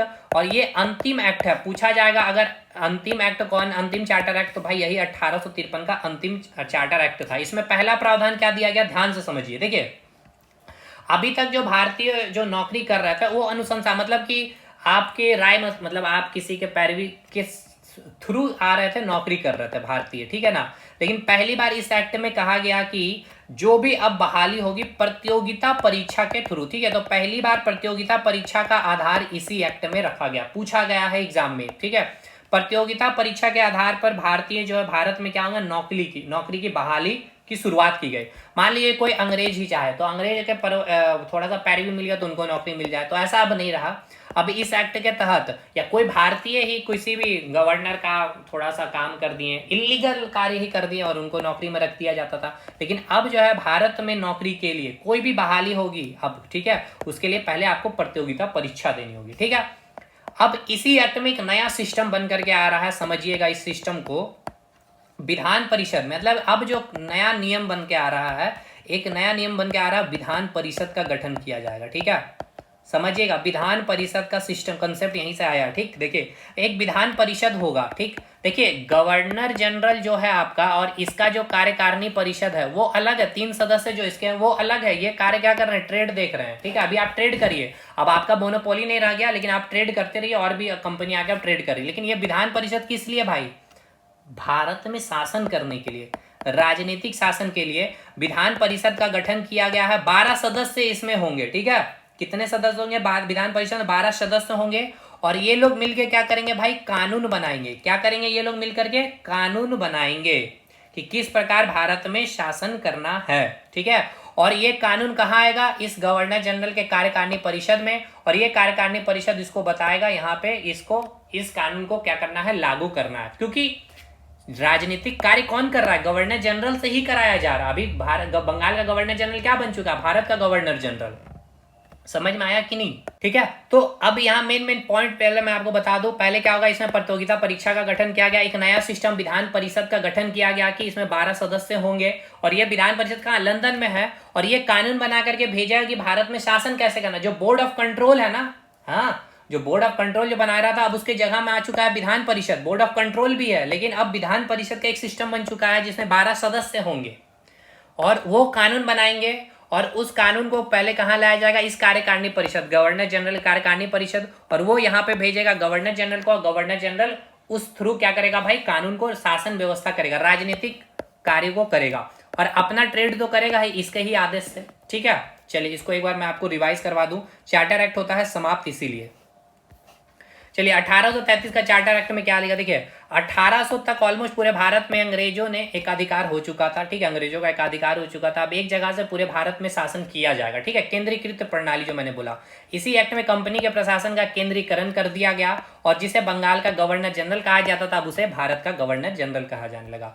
Lord William Bentinck पहले भारत के गवर्नर जनरल और last governor general of India भी रहे, यही, माफ करिएगा, last governor general of Bengal होगा ये, ठीक है ना, ठीक कर लेंगे इसको। अब ईस्ट इंडिया कंपनी का व्यापार कार्य नहीं करना है इस एक्ट के तहत। ईस्ट इंडिया कंपनी की सारी व्यापारिक अधिकार क्या हो चुका, ट्रेड एक्ट पूर्ण रूप से समाप्त हो चुकी है। इस एक्ट के तहत इंग्लिश जो है ऑफिशियल लैंग्वेज बन चुकी है भारत की।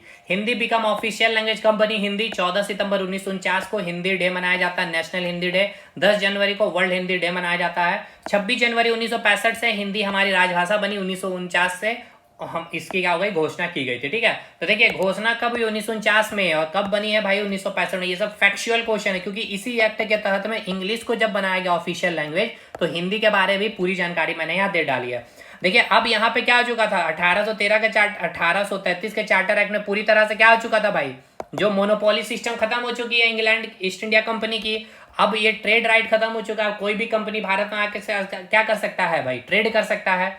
अगला एक्ट आया 20 साल के बाद 1853 का चार्टर एक्ट। लॉर्ड डलहौजी है भारत के गवर्नर जनरल इस समय। यह अंतिम चार्टर एक्ट था। इस अधिनियम ईस्ट इंडिया कंपनी से प्रशासन, कार्यपालिका और विधायिका को अलग कर दिया गया। ठीक है, इस अधिनियम से ईस्ट इंडिया कंपनी से प्रशासन और विधायिका को अलग कर दिया गया।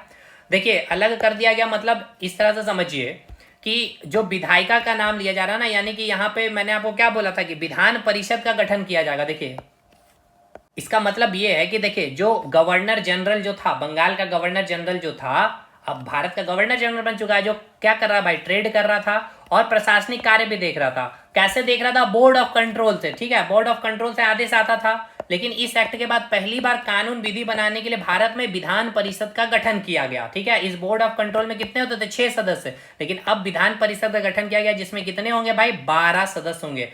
इसे ऑल इंडिया लेजिस्लेटिव काउंसिल या अखिल भारतीय विधान परिषद भी कहा जाता है, जिसमें 12 सदस्य होंगे। और इस 12 सदस्य के द्वारा भारत में कैसे कानून बनाना है, उसके लिए यह कानून बना के भेजा जाता था और भारत का गवर्नर जनरल उसको लागू करता था। ठीक है, देखिए इसके बाद 1853 में लॉर्ड डलहौजी के द्वारा प्रथम बार प्रतियोगिता परीक्षा की शुरुआत की गई है। मैंने आपको बताया ही। ठीक है, प्रथम बार 1853 में लॉर्ड डलहौजी द्वारा ICS इंडियन सिविल सर्विस के लिए परीक्षा की शुरुआत की गई। 1853 से 1922 तक परीक्षा लंदन में कराए जाते थे। उसके बाद 1923 में भारत में ICS की परीक्षा शुरू की गई। क्लियर है? इस एक्ट में गवर्नर के साथ साथ एक लेफ्टिनेंट गवर्नर पद भी बनाया गया। पूछा गया था ये भी क्वेश्चन, इसलिए मैंने फैक्चुअल क्वेश्चन है ये। इस एक्ट में जो गवर्नर है ना, गवर्नर के साथ साथ एक लेफ्टिनेंट गवर्नर का भी पद बनाया गया। फर्स्ट इंडियन पूछा जाएगा जो क्वालिफाई किया था, सुरेंद्र नाथ बनर्जी। ये सब फैक्चुअल स्टैटिक पार्ट है भाई। ठीक है, ये सब कंसेप्चुअली कुछ नहीं है। उसके बाद 4 ईयर लेटर अब इसी के बाद क्या हुआ? 1857 का विद्रोह। ठीक है, और ये विद्रोह आपको पता है, ये जो विद्रोह था एक कहां से? बंगाल के बैरकपुर, यानी कि जो छावनी है 34वें रेजिमेंट से शुरुआत होती है, फिर मेरठ से पूरे दिल्ली और मतलब नॉर्थ इंडिया में। और एक कहा जा रहा था कि एक ऐसा विद्रोह जो शायद ईस्ट इंडिया कंपनी की शासन यहीं पे समाप्त हो जाती, लेकिन ये सफल नहीं हो पाई। और इसीलिए एक ऐसा विद्रोह दोबारा ना हो पाए। ठीक है, यानी 1857 का जो विद्रोह आप देख रहे हैं, ऐसा विद्रोह ये दोबारा ना हो पाए, इसके लिए भारत में कैसे शासन चलाना है, ठीक है, उसके लिए अब एक अधिनियम बनाया जाएगा। तो अब कहा जाएगा कि भारत का शासन अधिनियम, मतलब ऐसा समझिए जो ईस्ट इंडिया कंपनी का जो ट्रेड करने का था, ये तो पूरा खत्म हो चुका है। ईस्ट इंडिया कंपनी इसने ही राजनीतिक कार्य नहीं स्टार्ट किया था। तो 1857 का जो विद्रोह हुआ, अब ये दोबारा ऐसा विद्रोह भारत में ना हो जाए भाई। ठीक है, क्योंकि अब इसको समझ में आ चुका था जो राजा है इंग्लैंड के, कि अब भारतीयों को भी क्या करना है भाई, जो अंग्रेजी जो शासन व्यवस्था जो है, ठीक है ना, विधायिका या जो विधान परिषद, उसमें भी भारतीयों को अब हस्तक्षेप कराने की जरूरत है। ठीक है, कोई भी कानून जो बनाया जा रहा है, केवल हस्तक्षेप बैठाइए, वोट देने का अधिकार वगैरह नहीं देंगे, प्रश्न उसने पूछने देंगे, लेकिन उनको बैठाने का मतलब उनको धीरे धीरे अपने साथ में रखने का समय आ गया। अगर नहीं देंगे तो फिर हम बहुत अधिक दिनों तक यहाँ पर टिक नहीं सकते हैं। इसीलिए कैसा शासन हो कि हम भारत में किस प्रकार से शासन कर सके, इसलिए अगला जो एक्ट आएगा अगले साल ही 1858 में, नाम होगा भारत शासन अधिनियम। ठीक है, चलिए इस एक्ट को भी हम लोग स्टार्ट कर ही देते हैं आज, भारत शासन अधिनियम। और इसके बाद का अगला एक्ट जो होगा उस पर हम लोग बात करेंगे, पहले इसको खत्म करते। देखिए अब आप समझ में आ रहा है कि नहीं, पहले ये बताइए कौन सा एक्ट होगा ये भाई? 7वां नंबर का होगा ये एक्ट। देखिए अब हुआ क्या है, 1853 का जो चार्टर एक्ट आपने देख लिया, इसके बाद आपको मैंने बताया 1857 का जो ये विद्रोह हुआ। अब इसके बाद ऐसा 1857 का विद्रोह जैसा घटना ना घटे भारत में, इसके लिए भारत में किस प्रकार से शासन व्यवस्था चलानी है, इसलिए अगला जो एक्ट आएगा 1858 में, जस्ट अगले साल, भारत शासन अधिनियम के नाम से। ठीक है, भारत शासन यानी भारत में कैसे शासन करना है, इस नाम से एक्ट आ रहा है। ठीक, देखिए अब जो ईस्ट इंडिया जो कंपनी है, ये अब इसका तो ट्रेड करने का अधिकार 1833 में ही खत्म हो चुका था। अभी ये राजनीतिक कार्य इससे करवा रहा था, ईस्ट इंडिया कंपनी से, इंग्लैंड के राजा इसी से करवा रहे थे ना भाई। तो फाइनली अब क्या कर दिया गया, बोला गया और बोला गया भैया अब आप जो है भाई रिटायरमेंट लीजिए। इसको यहाँ से क्या किया गया, ईस्ट इंडिया कंपनी को राजनीतिक कार्य जो इसको कराया जा रहा था इससे भी इसको समाप्त किया गया। ठीक है, यानी व्यापारिक पावर तो 1843 में ही समाप्त हो गया और राजनीतिक कार्य को भी समाप्त कर दिया गया इस 1858 के एक्ट के तहत, क्योंकि इसी कारण 1857 का विद्रोह हुआ था। जो भारतीय राजाओं के मतलब उनके जो भारतीय जो राजा थे, आपने देखा था किस प्रकार से सुशासन के आधार पर कह लिया जाए या फिर डॉक्ट्रिन ऑफ लैप्स के थ्रू उन्होंने बहुत सारे क्षेत्रों को अपने अधीन कर ले रहे थे राजाओं के, किसी के बेटे नहीं है तो दत्तक पुत्र लिए हैं तो वो उनका क्षेत्र नहीं रहेगा। तो अब 1857 का विद्रोह का मैंने आपको रीजन बताया था। खैर, तो वो इस प्रकार से अब घटना ना घटे, इसीलिए अब ईस्ट इंडिया कंपनी का रोल पूरा समाप्त। अगर ईस्ट इंडिया कंपनी का रोल ही समाप्त हो गया तो जो कोर्ट ऑफ डायरेक्टर है उसका कोई काम है नहीं है भाई, उसको भी खत्म। कोर्ट ऑफ प्रोप्राइटर जो है उसको भी खत्म कर दिया गया। ठीक है, तो पूरी तरह से यहाँ पे पूछा जाता है court of director, court of proprietor या फिर बोर्ड ऑफ कंट्रोल। जो बोर्ड ऑफ कंट्रोल कानून बना करके भेज रहा था यहाँ पे भारत में, और जिसको लागू कर रहा था कौन, गवर्नर जनरल। ठीक है, यानी कि ईस्ट इंडिया कंपनी का ही था गवर्नर जनरल। तो ये बोर्ड ऑफ कंट्रोल ये सब चीज खत्म, क्योंकि ईस्ट इंडिया कंपनी ही अब समाप्त हो चुकी है, क्योंकि ट्रेड करने का राइट तो खत्म हो गया था, इससे केवल राजनीतिक कार्य किया जाता, लेकिन अब इस एक्ट के तहत इसका भी कार्य समाप्त किया गया। अब डायरेक्ट कहा गया कि इंग्लैंड के जो राजा है डायरेक्ट रूप से, प्रत्यक्ष रूप से क्या करेगा, भारत पे कंट्रोल करेगा, भारत पे शासन करेगा। यानी कि इंग्लैंड के जो राजा हैं उनके प्रतिनिधि डायरेक्ट, ठीक है, उनके प्रतिनिधि मतलब उनके कोई मंत्री, तो उसके जगह पे कोई आएगा, यानी कि वाइसरॉय अब कहलाया जाएगा। जो गवर्नर जनरल है ना, वाइसरॉय। तो देखिए वाइसरॉय मतलब क्या होता है, रॉय। रॉय मतलब कोई रॉयल फैमिली, वाइस मतलब किसी का स्थान पर। तो जो राजा रानी का एक रॉयल फैमिली है और उसके स्थान पर, इसलिए बोला जाता है वाइसरॉय। तो अब जो हम लोग पढ़ेंगे यहाँ से, भारत का वाइसरॉय मतलब कि इंग्लैंड का डायरेक्ट प्रतिनिधित्व कर रहा होगा, इंग्लैंड के राजा का कोई प्रतिनिधित्व तो डायरेक्ट यहाँ पे अब क्या कर रहा होगा भाई, देखभाल, राजनीतिक शासन प्रणाली चला रहा होगा। इसके लिए इन्होंने क्या किया गया कि देखिए अब जो भारत का जो गवर्नर जनरल था, ठीक है, अब वो क्या कहलाएगा, भारत का वाइसराय कहलाएगा। क्या कहलाएगा भाई, भारत का वो वाइसराय कहलाएगा। मतलब इंग्लैंड के राजा का डायरेक्ट प्रतिनिधित्व अब यहाँ पे बैठेगा। ठीक है, इसमें कहा किया गया कि इंग्लैंड के जो संसद है, ठीक, इंग्लैंड के संसद से एक कोई मतलब कोई मंत्री जो है, ठीक है, कोई मंत्री, उस मंत्री को एक चयन किया जाएगा जिसको कहा जाएगा भारत सचिव बनाया जाएगा। जिसको क्या बनाया जाएगा, भारत सचिव बनाएगा। देखिए भारत सचिव कौन बन रहा है, जो इंग्लैंड के संसद में कोई मंत्री है, ठीक, और इस भारत सचिव का अपना एक परिषद होगा जिसको कहा जाएगा भारतीय परिषद। भारतीय परिषद कहा जाएगा, जिसमें 15 सदस्य होगा, और ये जो वाइसराय होंगे वो भी इस भारतीय परिषद का ही सदस्य, यानी कि इस 15 में से किसी एक को वाइसराय बनाया जाएगा। क्योंकि वाइसराय मतलब क्या, इंग्लैंड के राजा का प्रतिनिधि। इंग्लैंड के राजा का प्रतिनिधि मतलब कौन है भाई, इंग्लैंड का कोई संसद का कोई एक मंत्री होगा, और मंत्री मतलब भारत सचिव कौन है, इंग्लैंड का ही एक मंत्री है, और उसके अधीन क्या, एक भारत परिषद, भारतीय परिषद होंगे जिसमें 15 सदस्य होंगे, और ये 15 सदस्य कौन होंगे, इंग्लैंड के सांसद होंगे, कोई ना कोई एक मेंबर ऑफ पार्लियामेंट होंगे इसमें। ठीक है, और अब ये क्या करेंगे भाई, कानून बनाएंगे। ठीक है, ये जो 15 सदस्य की जो टीम है, और इसका हेड कौन है, इसका हेड भारत सचिव है। समझिए मेरे भाई, यहाँ हो क्या रहा, जो भारत का जो गवर्नर जनरल अब क्या कहलाएगा, भारत का वाइसराय। वाइसराय मतलब इंग्लैंड के जो राजा का डायरेक्ट प्रतिनिधित्व कहलाते हैं वाइसराय। अब इसके लिए क्या किया गया कि इंग्लैंड के जो संसद में जो भी कोई एक एमपी है उसको क्या बनाया जाएगा, भारत का सचिव चुना जाएगा। ठीक है, भारत के सचिव जो होंगे ये कहाँ पे होगा, ये होगा आपके इंग्लैंड में ही, ये लंदन में ही बैठेंगे। ठीक है, कहाँ बैठेंगे मेरे भाई, ये लंदन में ही बैठेंगे, और इनका एक भारतीय परिषद होगी जिसमें कितने सदस्य होंगे, 15 सदस्य होंगे, और भारत परिषद के अध्यक्ष कौन होंगे, ये भारत सचिव होगा। और ये भारत परिषद का काम क्या है, कानून बनाना, कि किस प्रकार से भाई भारत में शासन प्रणाली चलेगा, और वो कानून बना के भारत सचिव को भेजेगा, इसका सिग्नेचर होगा और उसको इंप्लीमेंट कर दिया जाएगा भारत में। ठीक है, इसीलिए अब जो भी कानून आएगा 1858 के बाद, उसका नाम रहेगा भारत परिषद अधिनियम। ठीक है, जो भारत के वाइसराय बनेंगे, अब इसका क्या बनेगा, अब यहाँ से भारत का वाइसराय का सिस्टम चलेगा। ठीक है, और भारत का वाइसराय इसी का सदस्य ही होगा। तो अगला जो एक्ट आप पढ़ेंगे, अगला एक्ट जो आप पढ़ेंगे जस्ट इसके 30 साल के बाद ही आएगा, 1861 में भारत परिषद अधिनियम। क्यों, समझ में अब आ रहा ना, भारत परिषद अधिनियम क्यों भाई, क्योंकि अब यहाँ से कानून बन के आ रहा है और इस पर सिग्नेचर भारत सचिव कर रहा है। और ये भारत परिषद और भारतीय सचिव समझ में आ रहा है ना, इंग्लैंड का ही कोई एक सांसद होगा और ये भारतीय परिषद इसके लिए काम करेगी। ये होगा इंग्लैंड में, ये भारतीय परिषद होंगे भारत में कि कैसे कानून बनाना है, और इसमें 15 सदस्य होंगे और इसी का सदस्य कौन होगा, वाइसराय होगा। वाइसराय कौन होगा, इंग्लैंड के राजा के प्रतिनिधित्व होंगे। ठीक, 1861 में पहला कार्य क्या किया गया, जो केंद्रीकृत कार्य जो शासन प्रणाली लाया गया तो उसको खत्म किया गया और फिर से विकेंद्रीकरण किया गया।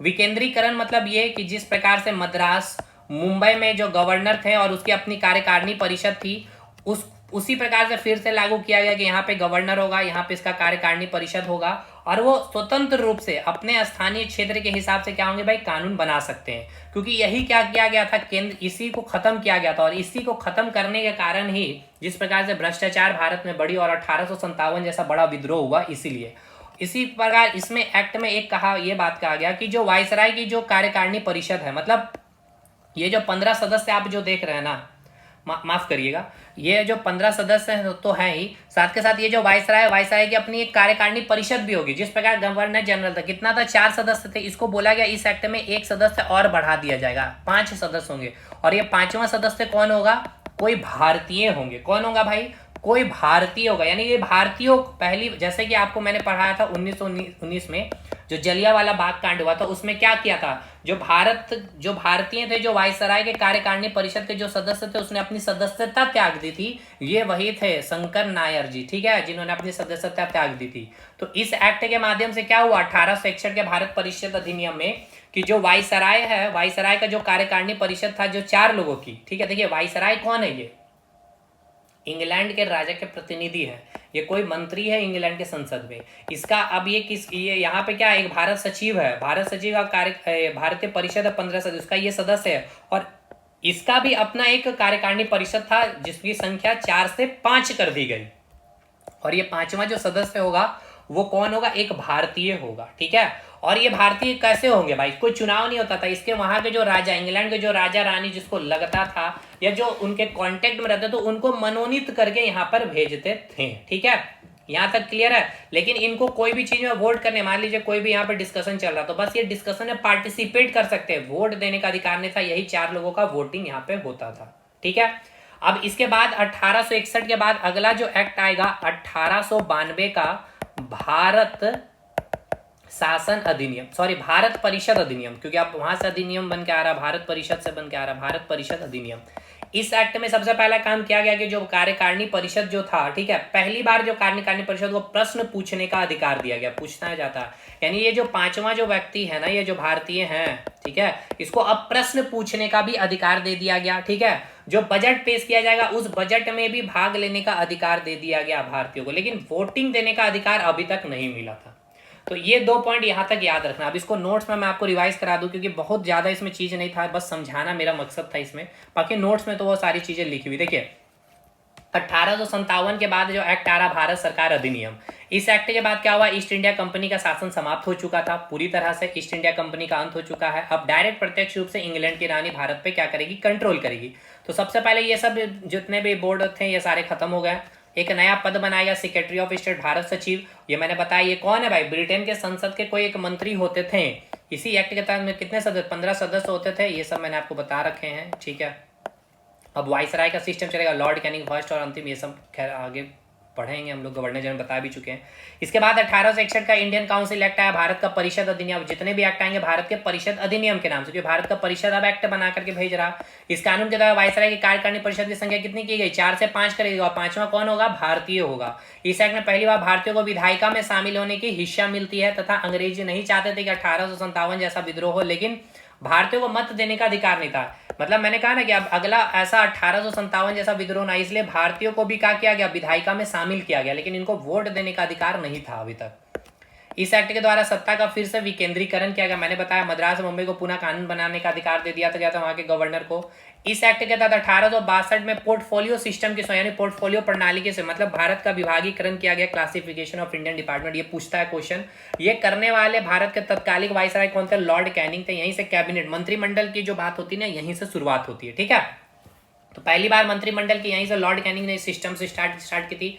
1861 या 62 में 3 हाई कोर्ट कलकत्ता, मद्रास, बम्बई की स्थापना की गई थी। 1861 में इंडियन हाई कोर्ट एक्ट आया था, ये सब फैक्ट है भाई। 1860 में आईपीसी एक्ट आया था आपका, और 1885 में इंडियन नेशनल, ये सब तो पॉइंट याद रखना है। इसी एक्ट से वायसराय का ऑर्डिनेंस अध्यादेश जारी करने की शक्ति प्रदान, देखिए यहाँ पे वायसराय को अध्यादेश जारी करने की शक्ति मिली थी, और वहां मैंने आपको क्या बताया था, गवर्नर जनरल को 1784 पीट्स इंडिया के एक्ट के जस्ट 2 साल के बाद 1786 संशोधन जो एक्ट किया गया, और बंगाल के जो गवर्नर जनरल को क्या किया गया था, अध्यादेश जारी करने की शक्ति दी गई थी। तो वायसराय है या फिर गवर्नर, बंगाल का गवर्नर जनरल, यह ध्यान रखना आपको। अगला जो एक्ट आएगा 1892 का भारत परिषद अधिनियम के नाम से आएगा। इस एक्ट के द्वारा पहली बार क्या किया, भारतीयों को बजट में बहस करने का अधिकार मिल गया था, मत देने का लेकिन अधिकार नहीं था। First Indian budget was presented by James Wilson, ये बजट से रिलेटेड क्वेश्चन है। इसी अधिनियम में विधान परिषद भारतीयों की संख्या को बढ़ाया गया, 16 सदस्य निर्धारित किया गया। देखिए जो विधान परिषद में भारतीयों की संख्या को बढ़ाया गया था, 15 से 16 सदस्य कर दिए गए थे, ठीक है। इस एक्ट में भारत में अप्रत्यक्ष चुनाव की प्रणाली पहली बार इस एक्ट के द्वारा प्रारंभ किया गया था, यानी इस एक्ट में यह प्रस्ताव लाया गया, अप्रत्यक्ष चुनाव की प्रणाली पहली बार इस एक्ट के तहत लाया गया था, ठीक है ना। तो चलिए अब अगला एक्ट हम लोग नेक्स्ट क्लास में देखेंगे, मॉडल मिंटो रिफॉर्म, यानी कि 1909 का एक्ट बच चुका है, 1919 बच चुका है, और 1935, 3 एक्ट बच रहे हैं अब आपके, और ये हो जाएगा एक्ट वाला चैप्टर भी समाप्त। बहुत लंबा चल चुका है वीडियो, इसीलिए इसको यहाँ पे समाप्त करना होगा, ठीक है भाई। चलिए बाकी ये नोट्स तो आपके पास है ही, पढ़ भी लेंगे, और मैंने पूरा कंसेप्ट देने की कोशिश की, ठीक है। हर एक चीज़ को मैंने समझाने की कोशिश की ताकि समझ पाए भाई कैसे चीज़ें चल रही है, क्या आ रहा नहीं आ रहा, बस रटे जा रहा है, वैसे होगा नहीं भाई, ठीक है। चलिए मिलते हैं नेक्स्ट वीडियो में, तब तक के लिए धन्यवाद।